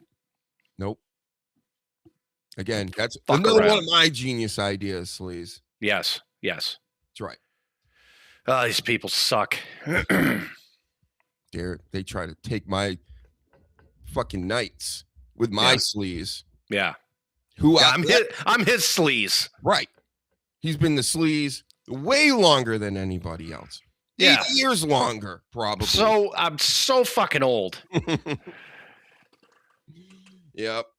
It's just unbelievable. Like, remember that one guy that was coming after me too? Because I don't know. I wrote a goof about Ric Flair. He's like, you should have fucking added him at it, and you're this and you're that. And then I'm like, who the fuck is this? And he's got he made like 80,000 videos. I'm not even shitting you. It's something like crazy, like 80,000. And then like 2 people watch his show and no comments and no nothing, because it's just like, because you're garbage. You're the fucking, ugly dude, hat, big sunglasses, literally had herpes on his lip doing one of the shows. And he's gonna goof on Dr. Huge, and he's gonna tell you guys about the wrestling. He's gonna goof on it better than us. Right, got it. Go fuck yourself. It's always the scrubs that have always attacked us. You know what I mean? Nobody really meaningful. They're like fucking basement dweller. Not even joking. Shit. Huge herp sore on the lip. You're a this, you're a that. All right. Cool. How about I pop your fucking herpy lip? Your herpy pus will go down your face. Right. It doesn't even bleed. It's just all white. Oh, dripping down. Green gangrene fucking fluid. Here's how hot the WWE is right now. So Ricky Saints does a concert segment, and they totally removed it from social media and everything else. And they said it was because of the reception of it, right? Like, people didn't like it. Well, yeah, it was bad. That's kind of, why would you get rid of something like that, though? Sure, it's bad. All right. So in that way, too, it's like the editing of this stuff. It's what I've been talking about for a long time. They're going to edit all the fun, actual, like, interesting stuff into oblivion. And then we're going to be left with just the cookie cutter. Here's Cody Rhodes getting bloody again every year. But it's a fine line, because we were talking about the comedy shit. It's like, if you tried stuff, like, people are so fucking serious and have no sense of humor nowadays, that's what you get. Is that people will go online and say, oh my God, this Ricky Saints is fucking the devil and all this shit. They can't just say like, oh my God. Like sexually? Maybe he's fucking the devil. I don't know. People are eating babies, fucking the devil. Who knows? Goodness. But it's like, people have no sense of humor. So yeah, I could see them saying, well, this is, the reception is so bad. It's because you guys are unfunny. Mm-hmm. And I heard he didn't write the segment. He went out and tried to do it. You can't force people into these roles. No. It was obviously, one of the old school rock things. Again, cut this out with trying to do the rock stuff. Everybody. Yeah. LA Knight, doesn't matter who you are. Ricky Saints, you guys. Joe Hendry. Yep. No more of that. Okay. Yeah. Joe Hendry, I'll accept because, there's a lot of people that watch wrestling. They weren't even around for The Rock doing his whole, guitar shtick. And Elias came around. It's fine. But I'm speaking. But Ricky Saints, like, come on. Yeah. I didn't see that. And actually, I take back the Joe Hendry stuff because, he's a musician. He's got that talent. So if you're going to have somebody doing that kind of, segment, I guess he'd probably be the better one. Elias was great when he was doing it in WWE. I haven't seen his shit, but in TNA. Yeah, I just remember Edge shitting on Ricky Starks at the time in AEW when, Ricky Starks is trying to get his lines in, trying to do his thing. And he's like, you're a small rock. I forget what the line was. And, Ricky Starks was talking about his bug eyes. And that's why Edge buried him. And then he just tried to bury him. And I understand what he was doing. Edge was mad and all this stuff. But if you're trying to get the talent over, right, you got to let people do their thing. You can't just keep firing back because almost no matter what you say is going to get over with the crowd. They're a bunch of marks. They know Edge more than they did Ricky Starks at the time. So, right. Yeah. I'm not a big fan of them. I'm not a big fan of them doing that on TV. If you have an issue with Ricky Saints, say it in the back before. I don't know how real that was or scripted. Knowing Tony Khan, it was probably scripted because he thinks that's great. But yeah. Oh, and one more thing with this Fat 2 McIntyre stuff. All these people. It's been like 25 years, Sleeves. Yeah. Like, do they have to keep doing what's over everything? And they even try it mid-sentence because they lose the cadence. I don't know who's starting these, but it's everywhere. And it's been going on for so long that it's kind of sickening. It's really at this point. I used to even laugh when people would get mad 10, 15 years into it. I'm like, it's kind of crazy that this is still happening. But now we're like 25 years into this, and it's just what after every. Shut the fuck up. You sound like a moron. And I get a lot of you are kids, but the kids ain't starting this. They don't even know what that is, right? It takes other people, and then they go, oh, I'm going to do it too. And then it just builds. Stop it. Everybody stop it. You're idiot. If you do it, just know you're a stupid idiot. Yeah, and the only time it's cool is when Stone Cold actually is there, which Monday is 3/16, and rumor has it, Doc, that he might be showing up to Raw. So that's the only time you can do it. Yeah, when these guys are coming out and you're doing the what shit, shut the fuck up. It's super annoying. In the middle of Jacob Fat 2 Drew McIntyre, we're going to watch. Yeah. Doesn't even make sense at this. It's that one like 50-year-old drunk guy that's there with his teenage son going, hey, let's start a what thing, huh? I'm 10 beers deep. And then everyone else is like, what?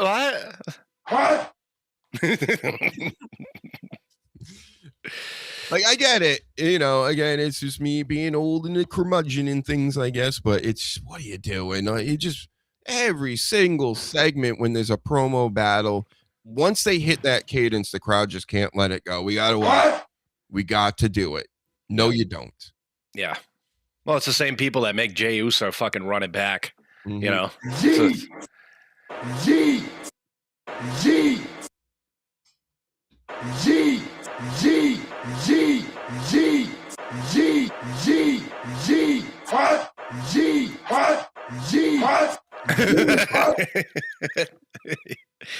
I want a what and a yeet battle. If Stone Cold comes back Monday, I want Jey Uso to come out and I want them to do a what yeet battle.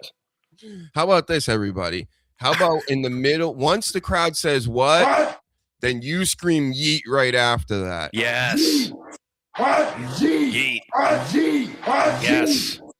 Yes, we're on to something yet again. Mm-hmm. Just mess Jesus. everything all up for everybody. The kids won't be able to keep up. The stupid idiot adults won't be able to keep up. So we'll beat them that way. That drunk 50-year-old guy will get into a fight because everyone's yeeting in his face when he's doing what? And then maybe a yes. We'll throw a yes in there. Yeah. Mm-hmm. I want to see that at WrestleMania. You know how like the big thing back in the day was the wave? I want to see a yes, what, yeet. Like simultaneous with like 50,000 people. Night one. It would never work with this crowd. They can't do anything. Oh, they can just do what? What?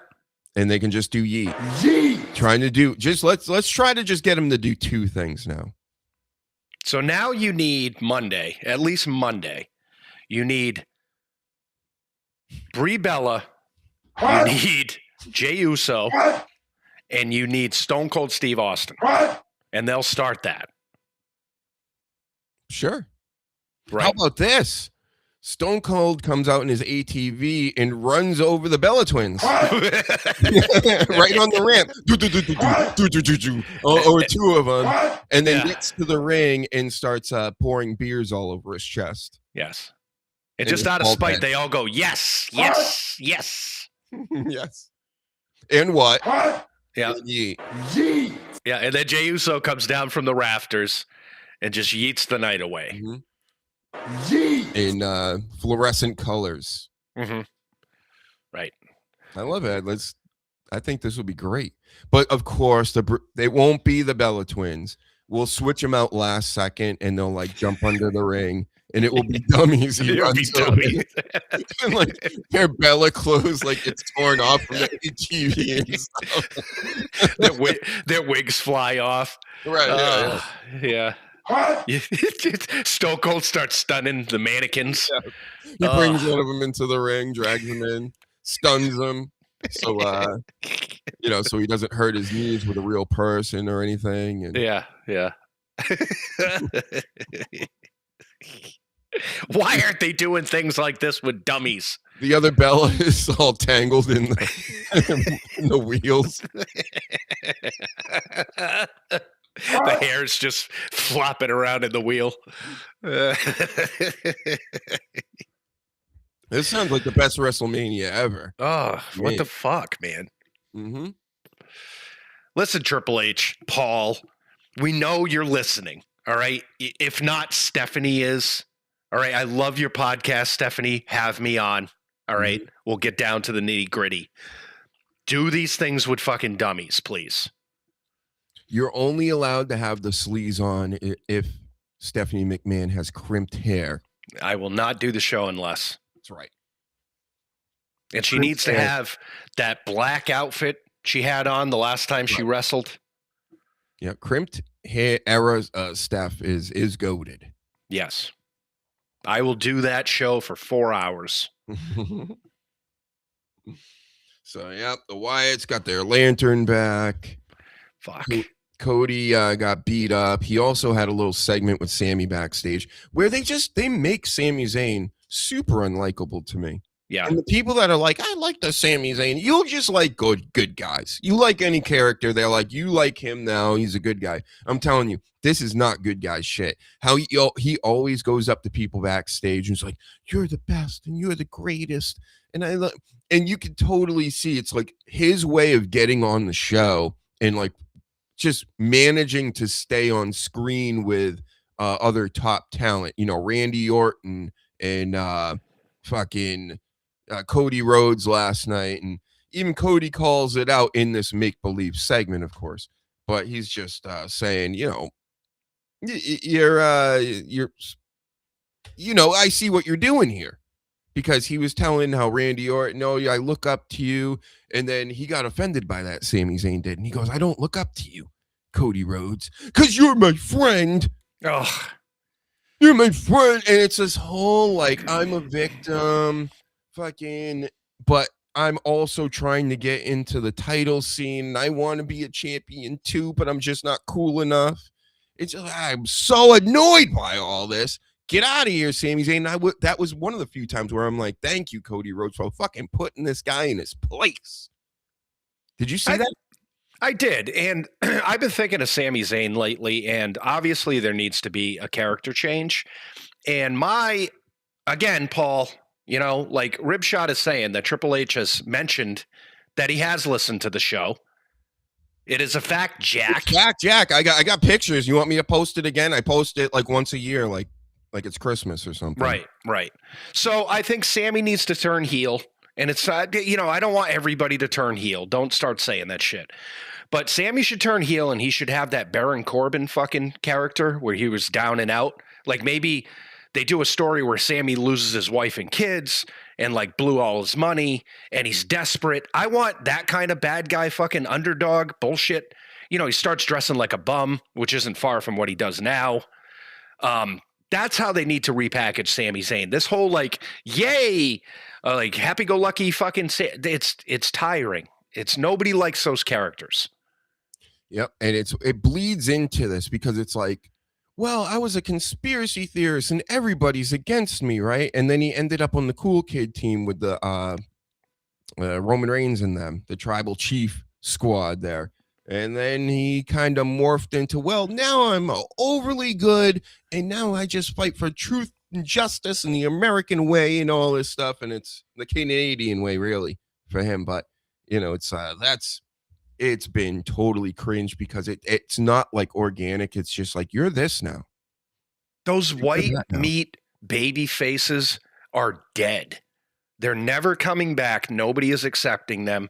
The Cody Rhodes, the fucking Super Cenas, the Eat Your Vitamin Hogan, none of those are relevant nowadays. And I don't understand why they continue to do these kind of baby faces where you had The Rock, Stone Cold, Kurt Angle, even Undertaker. When they were all baby faces, they had that little glimmer of bad guy. And that was much better. It was more realistic. These superhero type, let's fight for that, justice, and kids should go to school and fucking all that righteous bullshit. It's not relevant anymore. Well, and it's just not believable. It's not believable. Yeah. It's not believable at all. I mean, you're telling me you're wishing everybody well, Sami Zayn, and then also going off on other tangents on how you don't understand why you're not champion. Right. It's just like, we get it. We all know these guys, right? And this is what I always go back to Cornette, what I heard on his podcast. And sometimes, people say things and it just resonates as real to you, because I don't know any of these people. I've never met Kevin Owens or Sami Zayn or Jim Cornette. But when Jim Cornette was talking about Kevin Owens and Sami Zayn and how he doesn't dislike them, he's probably still cool with them or whatever, but the way he put it was like, these guys just don't shut the fuck up. Yeah. Like they just don't shut up. And I'm sure they think everything that they think about the business is right. Right. Like, you got to do it our way. Like, you're just old. Everybody's stupid. Nobody gets anything. We got to do it this way. And that's the vibe I've always gotten from Sami Zayn, because he's always on TV going, bah, bah, bah, bah, bah, bah, bah, bah, bah. And I'm just like, how is he doing this? How are they allowing him to do this? Probably.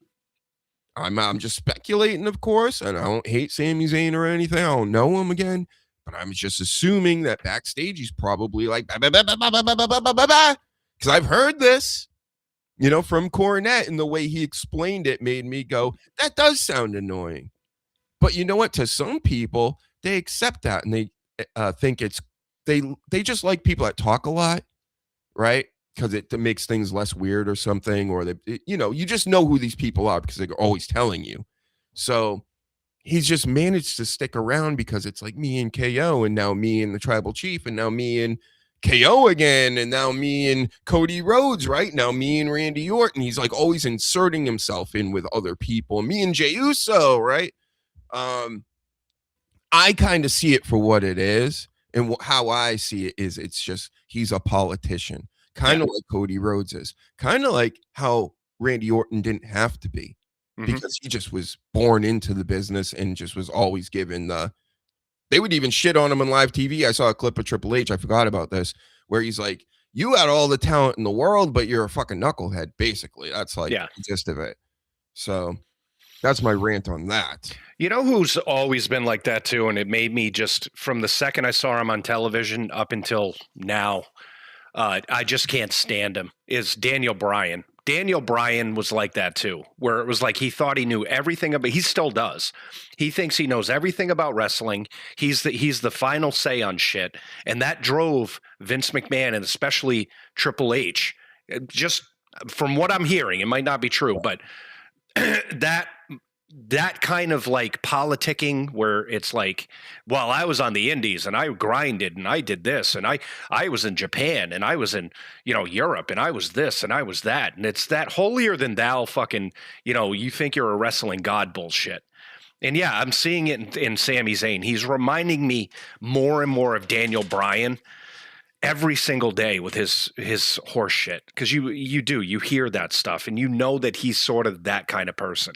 I don't think he's genuine in the whole like, yeah, you're really my friend, and that's all scripted bullshit. Right. I don't think he has a fucking friend in this industry, to be honest, besides Kevin Owens, who I believe is one of those types of people. Well, I was in the indies for years and years and I was this, and I don't know. Well, remember the story last week, and I understand nobody likes Matt Riddle, right? And I'm not sticking up for him or whatever. I would love to have him on. Maybe I'll try to get him on. I bet you he would be easier to book than these WWE people lately. They only want to fucking deal with these people that don't say fuck and things. We don't do that here. Fuck. But, I don't even know. Kevin Owens. So that story with Riddle last week was Riddle said, hey, he leaked me and Brock Lesnar having a little confrontation backstage, and because he was the first person I told, and then like right after that it came out.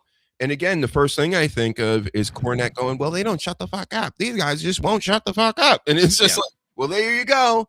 That's why, right? Yeah. Makes sense to me. Even if you don't like Riddle, it doesn't mean that everything he says has to be untrue, because there's people like that hear that story, like Kevin Owens would never, you're just a douchebag and you're this and you're that. It's like, well, no, maybe not. I'm the first one to say, there's a lot of stuff that Riddle has said is bullshit, but yeah, I think there's a lot of stuff that is true. The whole thing with the Brock Lesnar and Kevin Owens thing, I see that. I see Brock's ass right now too. But yeah, it's over the years there's been people like that. They think they're bigger than the business. They think their ideas are the best. Like that's what drove me nuts with Daniel Bryan is he thinks he's way bigger than he ever was. And in reality, he's a good wrestler, not a great one. He wasn't great on the mic. He's not that total package, and he was a lower mid card guy to me. All right, there you have it. The Sleaze has told all you Daniel Bryan fans what you don't know, apparently. Sorry. How about this guy? Oh God. We love Pat McAfee, but word is on the streets, breaking news. This is breaking news. Let's talk about it. Go fuck yourself! What do we want to talk about? We're going to talk about Pat McAfee possibly never coming back to WWE. Yes. Ever again. Woo! Yay. The best news all week. Yes. And I'm with him. I think he's way too busy. Yeah. He's got they're trying to make him the new Sylvester Stallone. Remember that story? What? Yeah, what was that about? I saw that and I laughed and I didn't continue to read. I wouldn't laugh too much because, if they can make reality TV stars president, they can make Pat McAfee into a A-list, Rambo action star or something, because they just want to. It's whatever they want. You don't have to have talent, Sleaze. Come on. You don't have to have anything going on. You got to know the right people. You got to have the certain numbers or even made up numbers, which a lot of people have now. And and then next thing you know, Ari Emanuel from TKO is like, he's going to be the next big thing. This kid's got the stuff. Well, first off, he's like 50 years old. Second off, there's something in this picture I didn't notice before, but I'm noticing now. I think he's got a little bit of baby meat Just stuck right in his teeth right there. Yeah. I knew it. Yeah. I knew it. That could be it. He could be one of the top baby eaters or whatever. Yeah. I love that when we say it now, it's like actual factuals, not with Pat McAfee, but with the people having baby sandwiches and stuff. Yeah. And like maybe 2000, let's say 17, 18, they thought we were crazy. Mm-hmm. Ha, yep. Who's crazy now, bitches? Who's crazy now? Yep. It is the truth. This is all the truth, Paladin. Never forget it. So, sayonara, Pat McAfee. See you later. Thank you for your service, right? I'm glad you got choked out by Gunther. That was cool. What's his name? Bruce Bitchard? They call him Bitchard. He wanted Pat McAfee to beat Gunther and then sit 20 feet away and do a job that had nothing to do with wrestling while Gunther was in the ring wrestling somebody else. How is that ever going to work? How is Bruce Pritchard still employed? What does he do? Can somebody answer this? Is he like vice president or something? They don't really have him in, like, when you watch Unreal, he's not really prominent in the writer's room. I mean, he's always in Gorilla, but he doesn't call matches. So what does he do? I think he's one of them guys. He's been around so long, he knows where all the bodies are buried. So that's why he's there for life. Okay, that makes sense. What else could it be? I don't know. That's what I was asking, because I just, every time I hear his name or see him, I'm like, what? Why is he still there? But I think he's a yes guy. I think he's always been. I think he was like that with Vince. I think he's just a yes and a gopher and go handle this for me. Right. I think he's one of those guys. Like a consigliere. You calling him Bruce Bitchard? Bitchard. Wow. He's a bitch. Before I forget, I got to show this to you. I made a meme. I rarely make memes, but this meme is, I think, this is one of the best in the world, and everybody needs to share it. It's on my Twitter at DrHUGEshow. This is Stuttering John. Everybody's been talking about that Rodney's show, and then there's fallout from this, even more so now, where Kiki, one of his good friends that used to go on the show all the time, said that she's John wanted her to get in his car to take her home, and she was like, I don't want to go in there because you've been drinking. And he supposedly, rumor has it, had a beer in his jacket and was going to drink on the way home or wherever he was staying up in New York. And all this fallout has happened from it because Kiki's like, you're drunk driving, and this is what people have been speculating about before and blah blah blah. So I'm gonna make a new movie, and I already have a movie poster to it. You may remember the movie Drive. Yes. Back in the day. Well, now Dr. Huge brings you Drunk Drive. There we go. Drunk Drive. And that is Stuttering John synthwave form. I hope this is in IMAX. Yeah, no, they're gonna have it at the what's that place at the Las Vegas? Oh, the Sphere. The Sphere. Yeah, they're gonna play the Sphere. And he's gonna be like, "Come on, Kiki!" And as soon as she gets in the car, he'll like be grabbing her head, trying to like adjust it, and she'll be fighting it. Like, come on over here, put your head on my lap.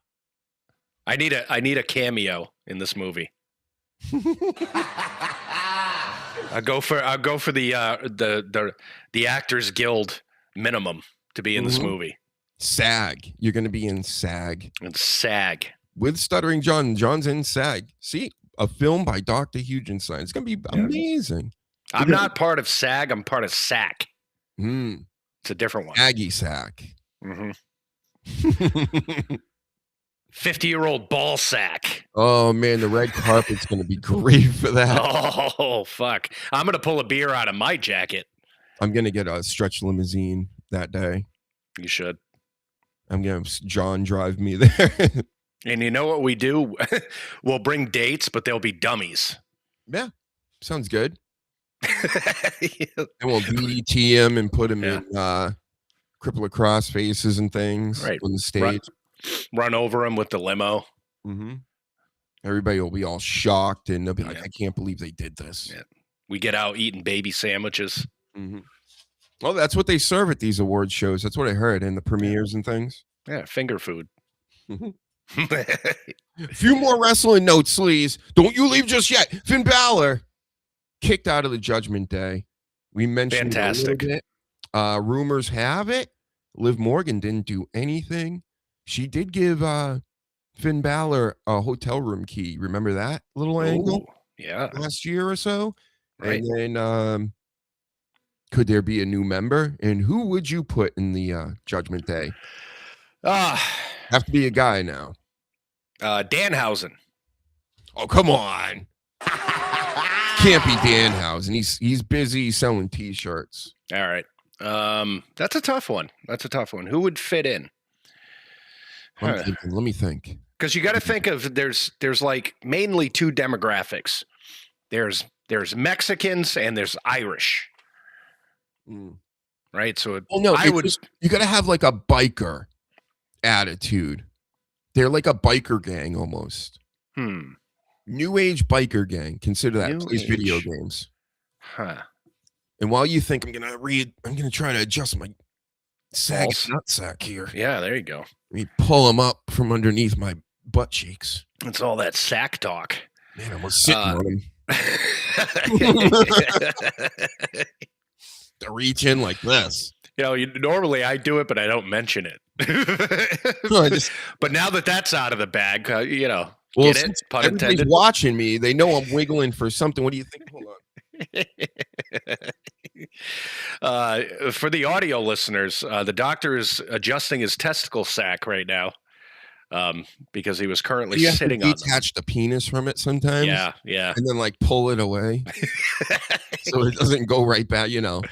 Or sometimes if you are sitting on the sack and you go to movie, you get rug burn. Yeah. You know? Oh, that hurts. I feel better now. I feel much better now. I'm probably going to be, this show's going to get like 10% better. Yeah, your voice is deeper too. Now. Yeah. All right, Judgment Day. You know what they should do? They should take the old guy in the meme that goes to cross his legs on stage at a speaking engagement and he literally slams his leg on top of one of his nuts that's clearly like hanging up, you know, up top on the thigh. And he goes, throws his head back like,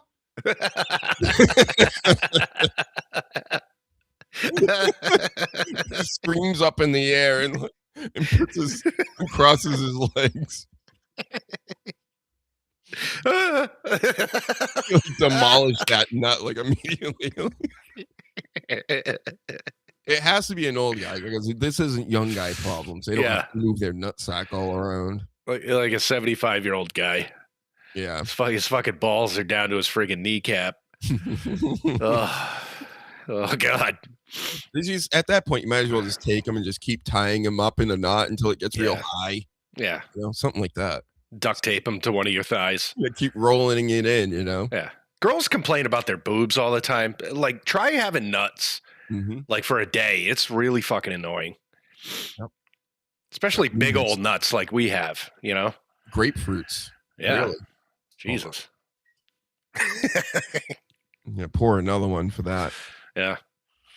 Now that we're feeling good. Feeling spry. I'm feeling spicy now. My sack isn't under my ass. Yep. So Finn Balor, get well. You're a baby face again. Don't mess up that sack. You're getting up there. You know, and listen, all the roids or whatever you're doing, all that training, it doesn't matter for your sack. Your sack, it's going down south, bro. There's a lot of videos going around online of like people feeling bad for Cena because they have video clips of him getting out of cars and shit. It's not his back, it's his ball sack. You know, because at his age, you're constantly just sitting on your nuts. Maneuvering. Yeah. What a maneuver. How about this story, Slee? So Thea Hale gave an emotional plea to all the trolls that are in the IWC because they've been after her now for like over a month because there was a botch in the Blake Monroe match. God forbid. She won that match, had the title for a week. So these again, I can only claim mentally ill or teenagers are out here going, "What's wrong with you? You're this, you're that," blah blah blah. And I mean, she's like, "I'm 22. I'm this and that." You don't listen. First of all, she doesn't need to have to come out and be like, "What, you guys are assholes." I guess it helped, because then even people that were going after her were like, "Well, I see the error of my ways." And then she had people in the business, even in AEW, coming to her defense. And it's very obvious. Yeah, nobody, you shouldn't be harassing people online, period, whether there's somebody or not. But there are a ton of these people. They think that if you have any type of following, whatever you're doing, that you're fair game to be shit on. And how dare you? If you don't like it, oh, you didn't want this? Well, you should have. Like, those people are such scumbags. So you need to kick puppies, right? Right. That's like kind of what the thing of it is like, so I'm gonna go kick a puppy and I'm be like, well, you are in the world now, puppy. I'm not supposed to kick you. No, it's on you. So fucking deal with it. I've always, I've said it before in the past. How good are you at your fucking job, people? You know what I mean? I'd love to see how good you perform at your fucking job. I would love for you to have a show where they record you at your job so we can nitpick the fuck out of you. You know what I mean? Like every time you fuck up in your job, I would love like thousands of people to flood your shit. So like really think about shit before you put it online. There are gonna be mistakes. And yeah, she's 22 years old. She's still fucking learning, still very young, very new to the business. And it's live TV. There's so many more things I could say. I botches sometimes are funny to me. You know what I mean? But I know they're going to happen. I'm not going to go online and be like, well, Liv Morgan, last Monday at 9:48, your fucking foot was not in the right place because I work at McDonald's as a fucking guy that handles the fucking drive-through. Fuck off. And that's why I'm always saying, just roll with all this. If you're getting hate, give them something to hate. Cody Rhodes, that was perfect timing last night to give the people something to hate. They're already booing him. I've been booing him for years. Listen, I've been called crazy all the time. I'm just well ahead of the curve. I understood the tribal chief business and him finishing the story. He did that.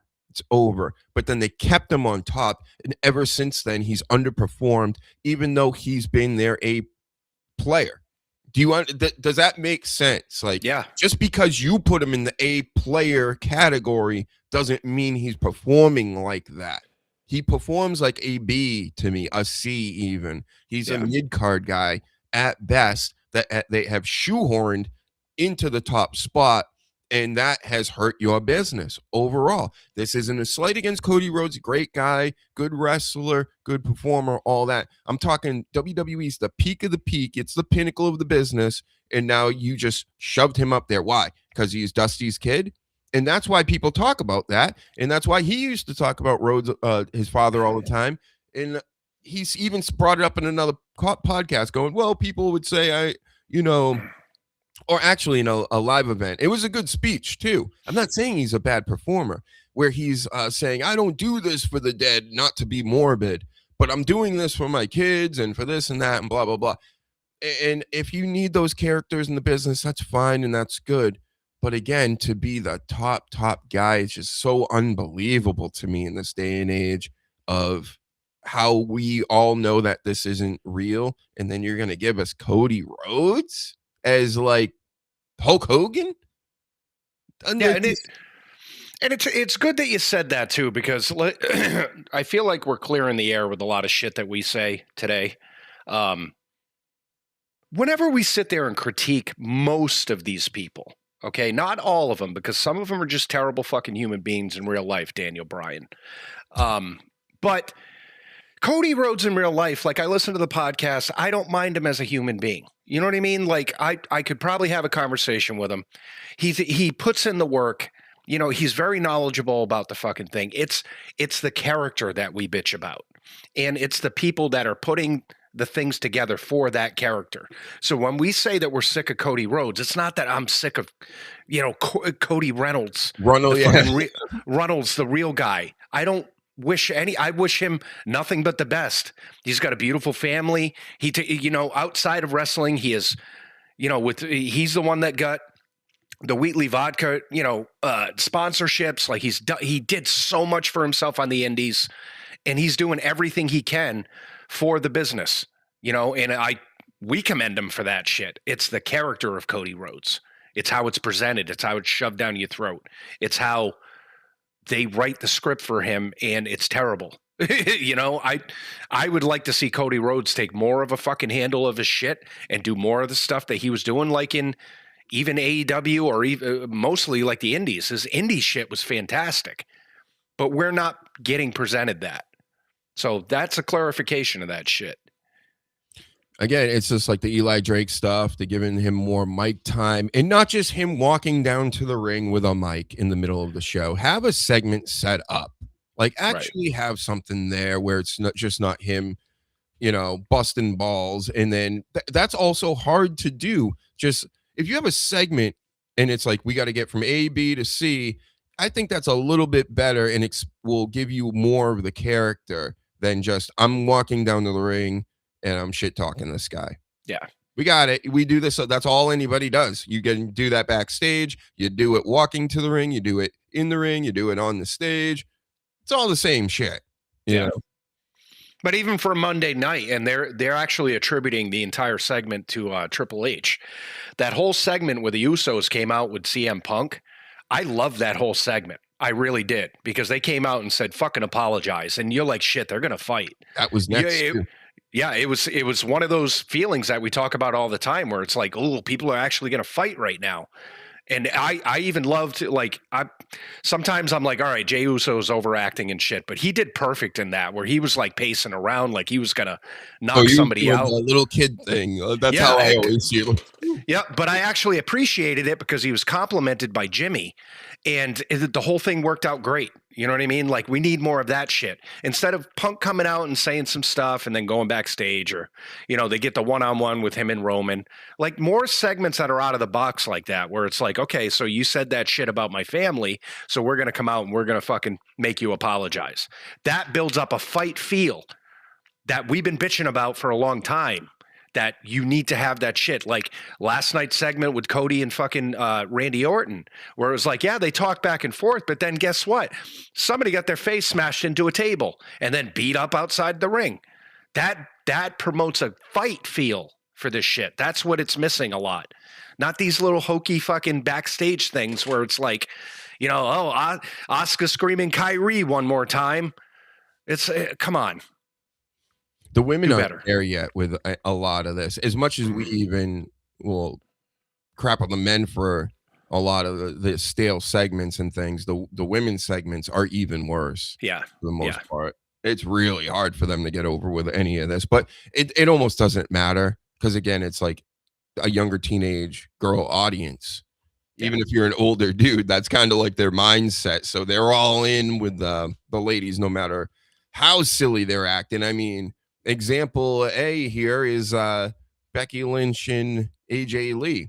Some people, they just don't care. They're like, oh, they're beautiful and they're great and they're just wonderful. And all right, they're both like 5 foot, and I'm supposed to believe that I got to get hyped for them to have a wrestling match. Well, one skips around the ring and the other one's like, talks like that.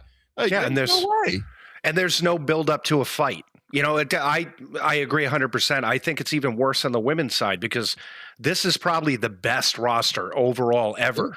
You know what I mean? And they have so many talented women that could potentially be good talkers and shit like that, but they're not teaching them to do that. They're teaching them to put on different outfits every week, and the entrances and the skipping around and the cutesy, I'm going to beat you up. No, I'm going to beat you up. And then they have backstage TikToks. You know, there's no fight feel for any of this. You know, if the biggest thing is like, you know, Rhea or Jade Cargill saying, you're going to be my bitch, Like that's do better. That's why I think they need to hire a woman, like a tough woman, to spearhead all the women's shit. You know, not a fucking a Nikki Bella or any of that. I'm talking like a Jazz or a fucking, you know, a tough chick that's gonna write some good shit for these ladies. Mm-hmm. It's just AJ Lee to me is a nostalgia act, which is funny because, you know, a lot of these people out here aren't very old, but it's one of their old memories. Right, is AJ Lee. She's little. She's not very good. I don't care what they say. They said she was good on the mic. Maybe back then. I didn't see that era, but she is not good on the mic. It is very just cringe. It's like watching a 40-year-old act like a teenager, right? But not doing anything funny. You're not like trying to be goofy. You're actually acting like a teenager. Well, her shtick is, look how quirky and cute I am. Yes. And that doesn't fit well with me in a professional wrestler. You know, and that Jim Cornette complains about that shit all the time. Is like, these people are just too fucking nice and shit. You know what I mean? It's like, look at me. I'm so fucking adorable. Like, I don't get it. I don't get it. And there's too much of that. There's, you know, I love Io Sky. Best female wrestler in the world. But the cutesy stuff that she's been doing for fucking eons now is like getting stale. Well, she's Rhea Ripley's little girlfriend right now. Yeah. They're gonna have to be broken up for a while. They're gonna go on different shows so Rhea Ripley can go get another title or something. Right. So you promote Rhea Ripley as like the baddest bitch on the planet, but then she has a side chick that does cutesy shit with her. Mm-hmm. Come on. She's the eradicator, right? You call her that. But this is what you do. She eradicates that pussy, you know what I'm saying? Oh. Those pins. Yeah, scissoring. What are we looking for? I'm looking for a backstage OnlyFans. There we go. There we go. Yep. That's your backstage OnlyFans, I guess. People don't believe that she's half black. Yeah, they don't believe it. Yeah, I believe it. Yeah. And I mean the whole half black stuff is always funny. It's always been funny, but then it started getting really funny around 2015 because then all of a sudden randomly, and I'll tell you, it's like 90% black women. And I think they just want something to bitch about. So especially with the, you know, you got fucking hot chicks like this sleaze, like stupid, like 10 out of 10 dime pieces. And I think there are chicks in general, but black women are like, she's not black. She's like, you know, look at this. Come on. She's got the peanut butter skin that Jason Whitlock loves. I just can't believe in this day and age, 2026, that we're still having this conversation. So it's like in 2025, that's when the start of it was, oh, you're not black enough stuff. And it's just like, how can you not? And I've always said, so I can be called an N-bomb multiple times in my life, but I'm not one. Yeah. Got it. Right. But this only, and trust me, I know I'm black around most white people too. Not all, most. Yeah. They're like, oh, you're black. And then I'll talk to them and then they go, you're just like me. And then I'll talk to black people that are, and this is the thing, generally, but here's another little anecdotal story. So I'm sitting at the black table in high school, right? With the black kids. With the blacks. And one of them starts talking like just crazy racist about white people. So I don't even know what I said. I put him in his place. I'm like, that's fucking, what are you, an idiot? You know, like you just like, oh, people look like this. And, you know, it's all these people are like this. And then one of the other kids goes, motherfucker, you're black. And I'm like, well, of course, I know that. And it's not, I don't know this. Like, I know that that's how I'm viewed, right?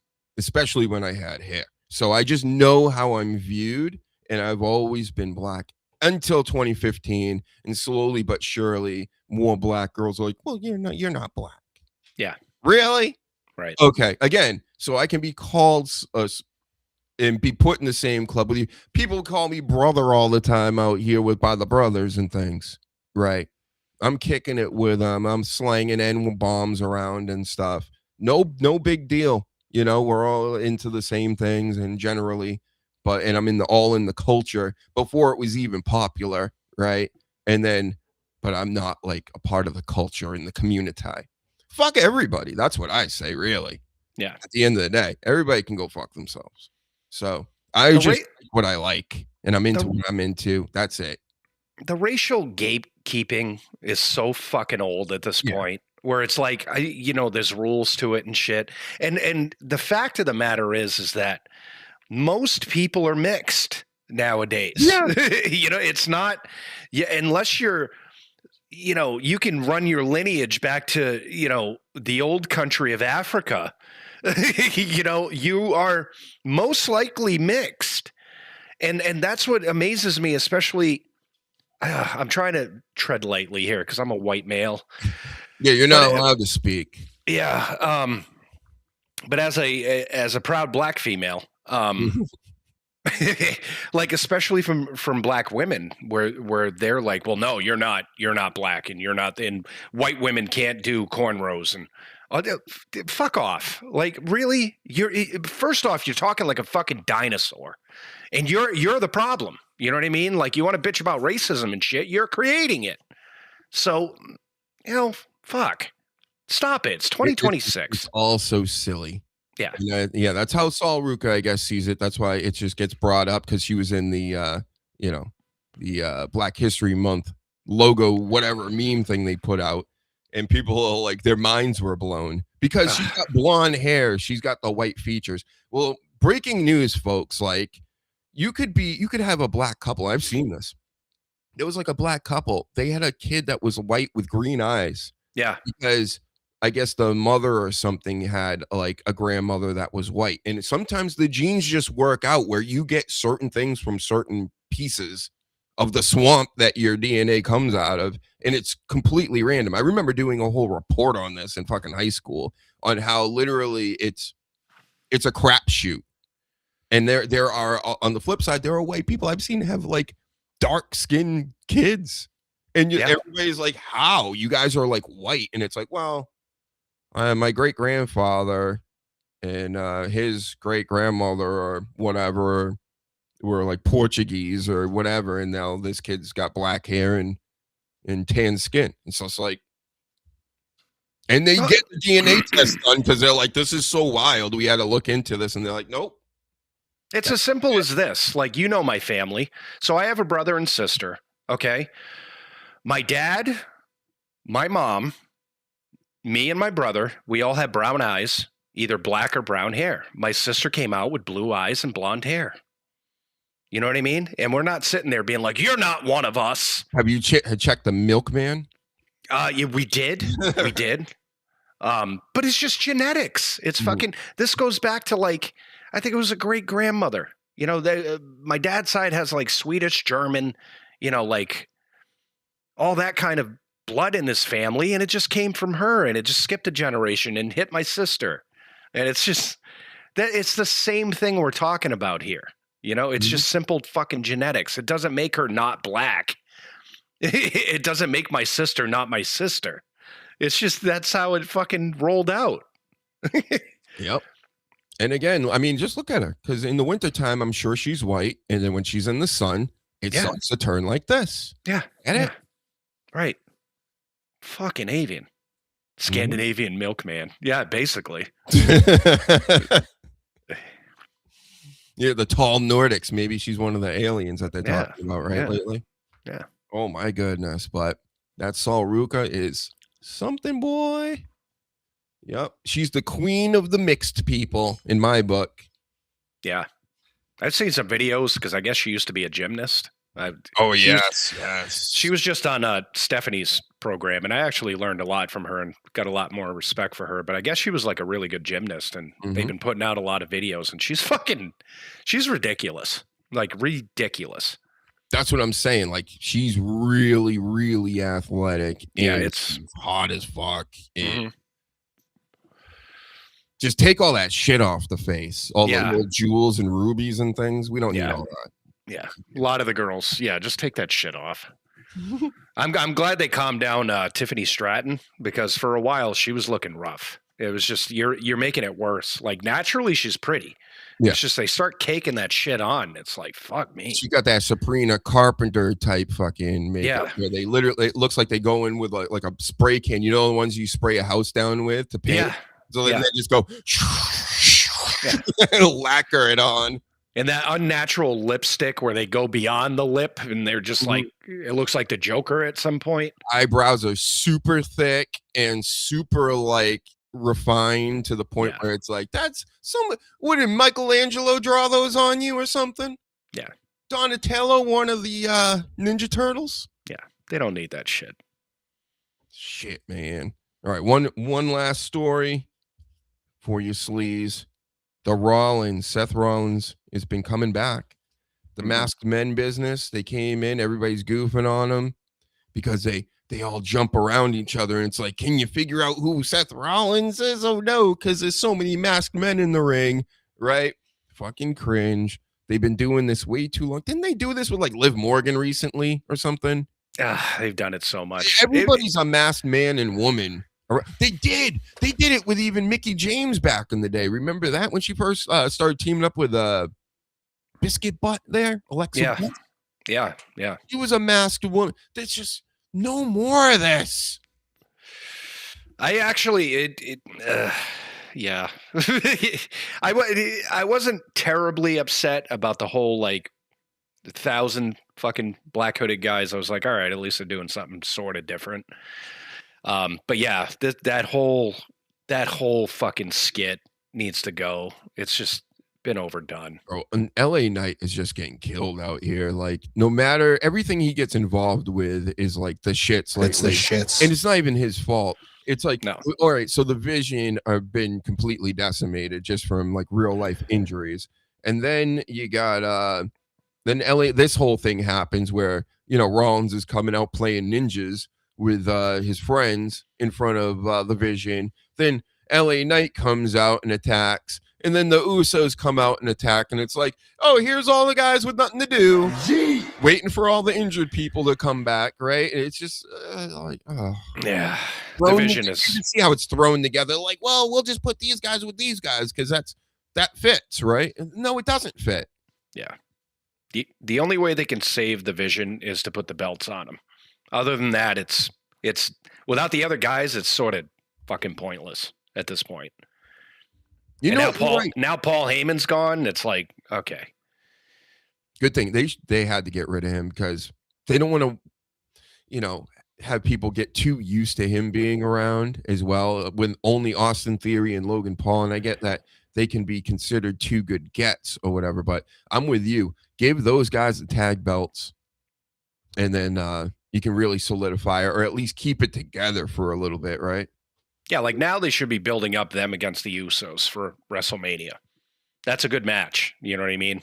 Mm-hmm. And they're not really doing that because everything is centered around Seth. And it's I don't know where the Seth thing is going because it really, think about it. The people that he's attacking weren't even really there. Right. They weren't the ones that backstabbed him, if you're looking at it that way. So it's sort of fucking pointless. Mm-hmm. Like when he first came out, you know, during the Elimination Chamber, I'm like, all right, doesn't really make sense. You're screwing over a guy that really didn't screw you over. So whatever. It's another creative issue. My other takes from this is I think Logan's on the gas. He's just getting way too big. Yeah, he is. That's way too. He's on the picograms. Yeah, 100%. The masked manatee. That's right. Oh, he was a good one. Yeah. And then, I don't know. I think Logan Paul's on the baby meat more than anything. I think that bulks you up.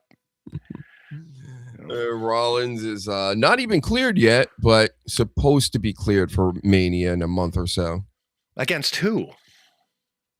The Vision.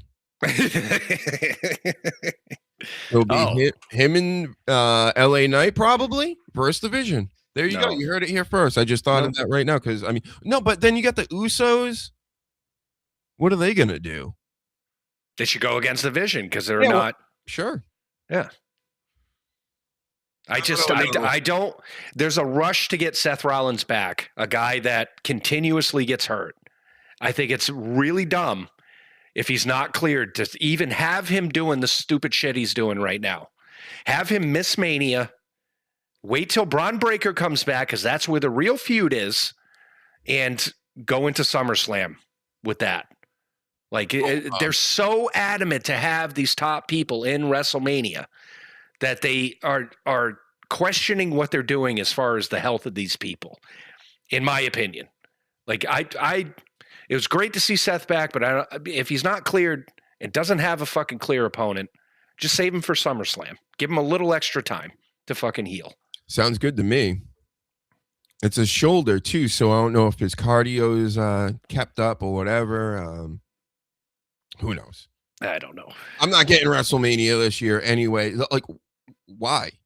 Leading up, I thought for sure. Again, I skipped the Royal Rumble, and that was a shocker to me, because I'm like, I can't believe I'm not watching the Royal Rumble. But I'm also thinking, what's going to happen? Yeah. And you know what happened? Exactly what I thought was going to happen. I was like, well, thank God. Woo. Thank God I didn't spend several hours watching ads for this. Yeah. And now we got WrestleMania. You think I'm going to watch this with Jelly Roll and Logan Paul and, you know, one-on-one matches over and over and over again that I don't care about? And they don't even know what they're doing. They don't even have a theme for the WrestleMania at the moment, it seems like. They're going with, like, city cyberpunk themes, and then they're going to, like, apocalyptic themes, and then all of a sudden they're playing poker and, you know, they're doing those things, and it's like, what the fuck is going on here? It's one of the most confusing WrestleManias I can remember, where it's like there's really not a card yet. They're complaining about ticket sales for it when you don't have a full card, and it's what, the second week of March? Like, I've never seen it before. It's like they had an entire year. Again, for the young people that are too young to probably remember this, that know more than us, they had an entire year where John Cena and The Rock fucking built up a WrestleMania. An entire fucking year. And we're talking, we are a month away from WrestleMania, and we have, what, 4 matches confirmed? Maybe? How are you selling tickets when you have nothing to promote? This is where the TKO, like, just asinine look on it, where, oh, we're the biggest thing on fucking since sliced bread, where they're like, we don't need matches. They're going to buy tickets, and they're going to spend $1,500 for nosebleeds. And it's catching up to you. But haven't you heard? The Dow is up 500%, Sleaze. Saudi housing's in the building. Oh, that's right. Ticket sales T-shirt sales, whatever. I'm getting old. Just a reference. I'm getting old. When people ask about the Island Boy files, they go, but the Dow was up 500%, Sleaze. Yeah. Too old for this shit. How is it now, motherfuckers? How is it going to be in WWE as well after a while? Come on, think about it. Yeah. Listen, I love my leader. We all love our leader. And we wish you well. And it's time to start making some better decisions, maybe. I'm just a guy out here, right? Trying to live in the world and stuff, but I'm hearing things. I know some things, and I'm no president of the United States or nothing. Whether it's you, Biden, Obama, George W., or any of the rest, but I'm starting to think that you guys really aren't in charge. Could it be? Could it be? Weird. I'm starting to,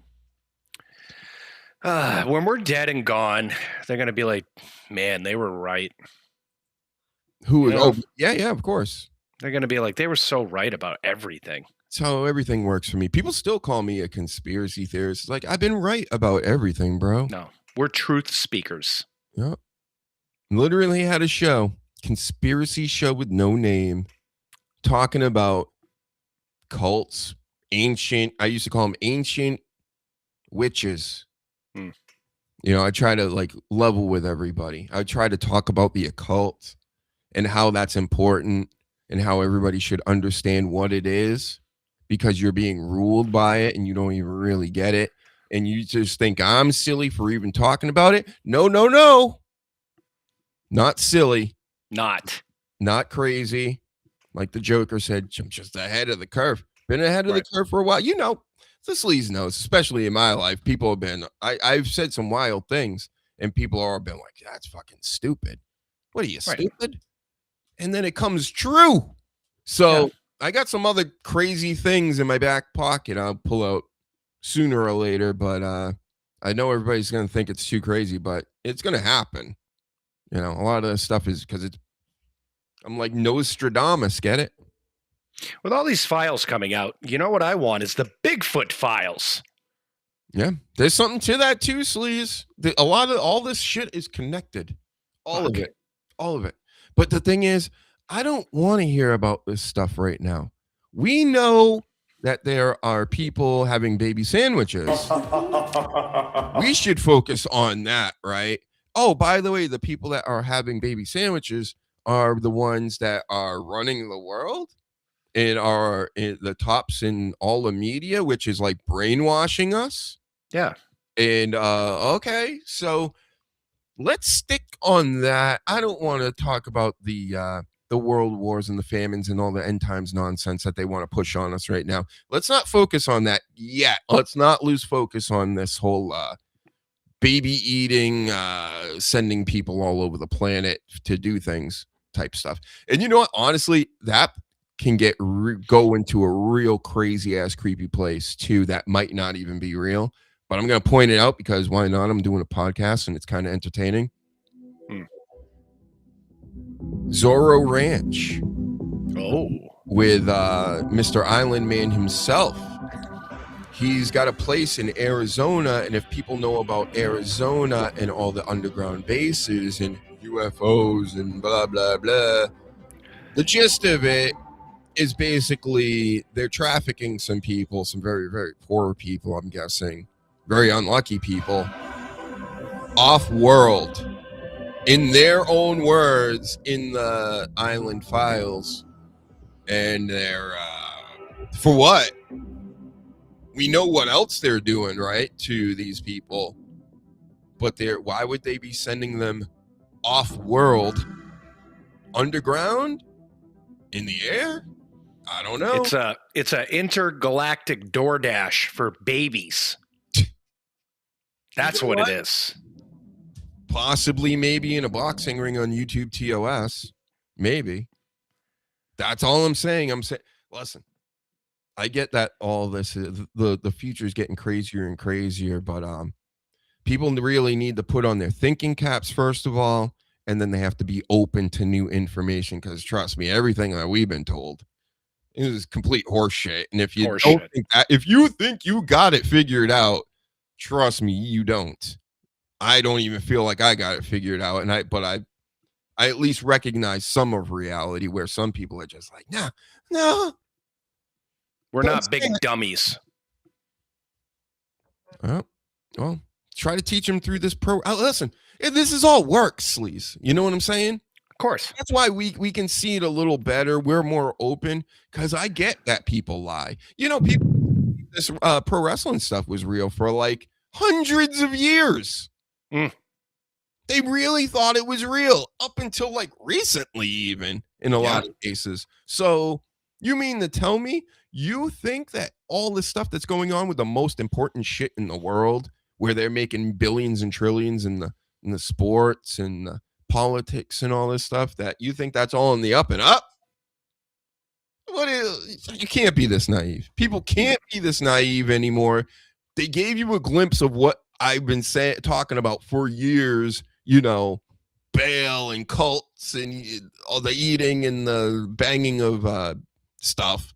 Oh God. And now and people, I'm still being ignored as if I didn't mention any of this. David Icke is his whole work for the past 30 years is all being lifted by Professor Jangs and people out here and things, you know. And I get it.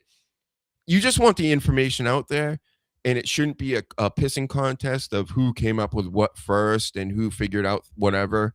But there are so many people that like steal other people's content and old like conspiracy theories, and now they're running with it as if they came up with it on their own. No, you didn't. No. This shit's been out there forever. Hell yeah. Anyway, I don't know. I think we said it all, Sleeve. We always do. We always do. We always do. And it's all true. Yep. There's a few more things I can talk about, but I'm going to save it. Yeah. Fucking save everybody the time. You know, Jake Paul out here sweating through his blazer. Him getting into politics. Oh, God. Him also talking shit to Ronda Rousey, I think. Or was it Francis Ngannou? That was Francis. Same press conference because Ronda Rousey's fighting Gina Carano, Sleaze. Yeah, that should be good, actually. I'm actually looking forward to that. And, yep. And I guess Jake Paul wants to fight Francis Ngannou. Getting his face broken by the other guy. What? Yeah. He's coming to wrestling soon. I can feel it. I think this well is going to dry up. Hey, I'm not paying anymore. I don't see any hope in sight for pro wrestling. It's going to continue to get worse and worse and worse. Hit the like button. The only saving grace is that people are listening to this show, all right, and taking everything that we're saying and at least thinking about it. You know, the dummies, I mean, that's a fucking guarantee. You know, that could be an every week thing. So, I don't know. I don't know. We're tapped out. We got nothing, guys. Nothing. Yep. Nothing just left. like Cena. I'm going to smile and get choked out. I'll see you on Arc Raiders later, folks. Kick, Twitch, like, share, subscribe, follow on YouTube. I'll be back with some live streams during the week. I'm setting some things up. I may be on Jim Grindel's show again tomorrow night, Sleaze. Oh, nice. Check that out. That'll be fun. I'll have to bring you on some night if you're ever up on a Sunday night. But I'm free. Yeah, I'll talk. I'll pop in. I don't give a shit. And he has a co-host. He screams at him and tells him some what to do. Nice. I like that. I don't think I'd like it. Let's not try that experiment. It's called International Rangoon. Go check them out. Obviously, if you're here, check this out. Follow and subscribe to the show wherever you find us online. And, I definitely don't plug enough. There are guys out here. I was just watching another show the other day. I'm not even going to put them on blast or nothing like that. But literally every 10 minutes, we got a 15-minute dissertation of here's what you can do. And this is where you can find me. And you got to follow and you got to send me money and you got to do this and that. This is all free over here, folks. I'm trying to get monetized. It'd be nice. But I'm not going to be sitting here begging for fucking super chats and memberships. If you're going to do it, you're going to do it. If you're going to hit the buttons, you're going to hit the buttons. I just got to say it. So I'm reminding you, and that's why I do it. So all the people, if you have ever complained about me promoting and all this stuff, you're a dumb fuck because I'll do 3-hour shows all day and I maybe do a minute of promoting compared to these other guys where they do 3 hours and an hour of it is them promoting. So yeah, no. Go watch them some more. Go watch some more WWE if you don't like this. All right? That's why I got the QR code, so I don't have to talk about it. Mm-hmm. It's up there the whole freaking time. Whole time. His OnlyFans on there and everything. Hell yeah. Mine too. I got feet pics, all that. Check out Paladins as well. He wants Cheeto dust on his face. I don't know if that might be Island Boy code for something. I don't even know. He gets freaky in there, guys. I've been there. Bye, everybody. We did it. We see did you it. next week. We'll see you during the week. Subscribe. Bye. See ya. Bye. Yay. Where's the outro? Give me my outro. Hit my music.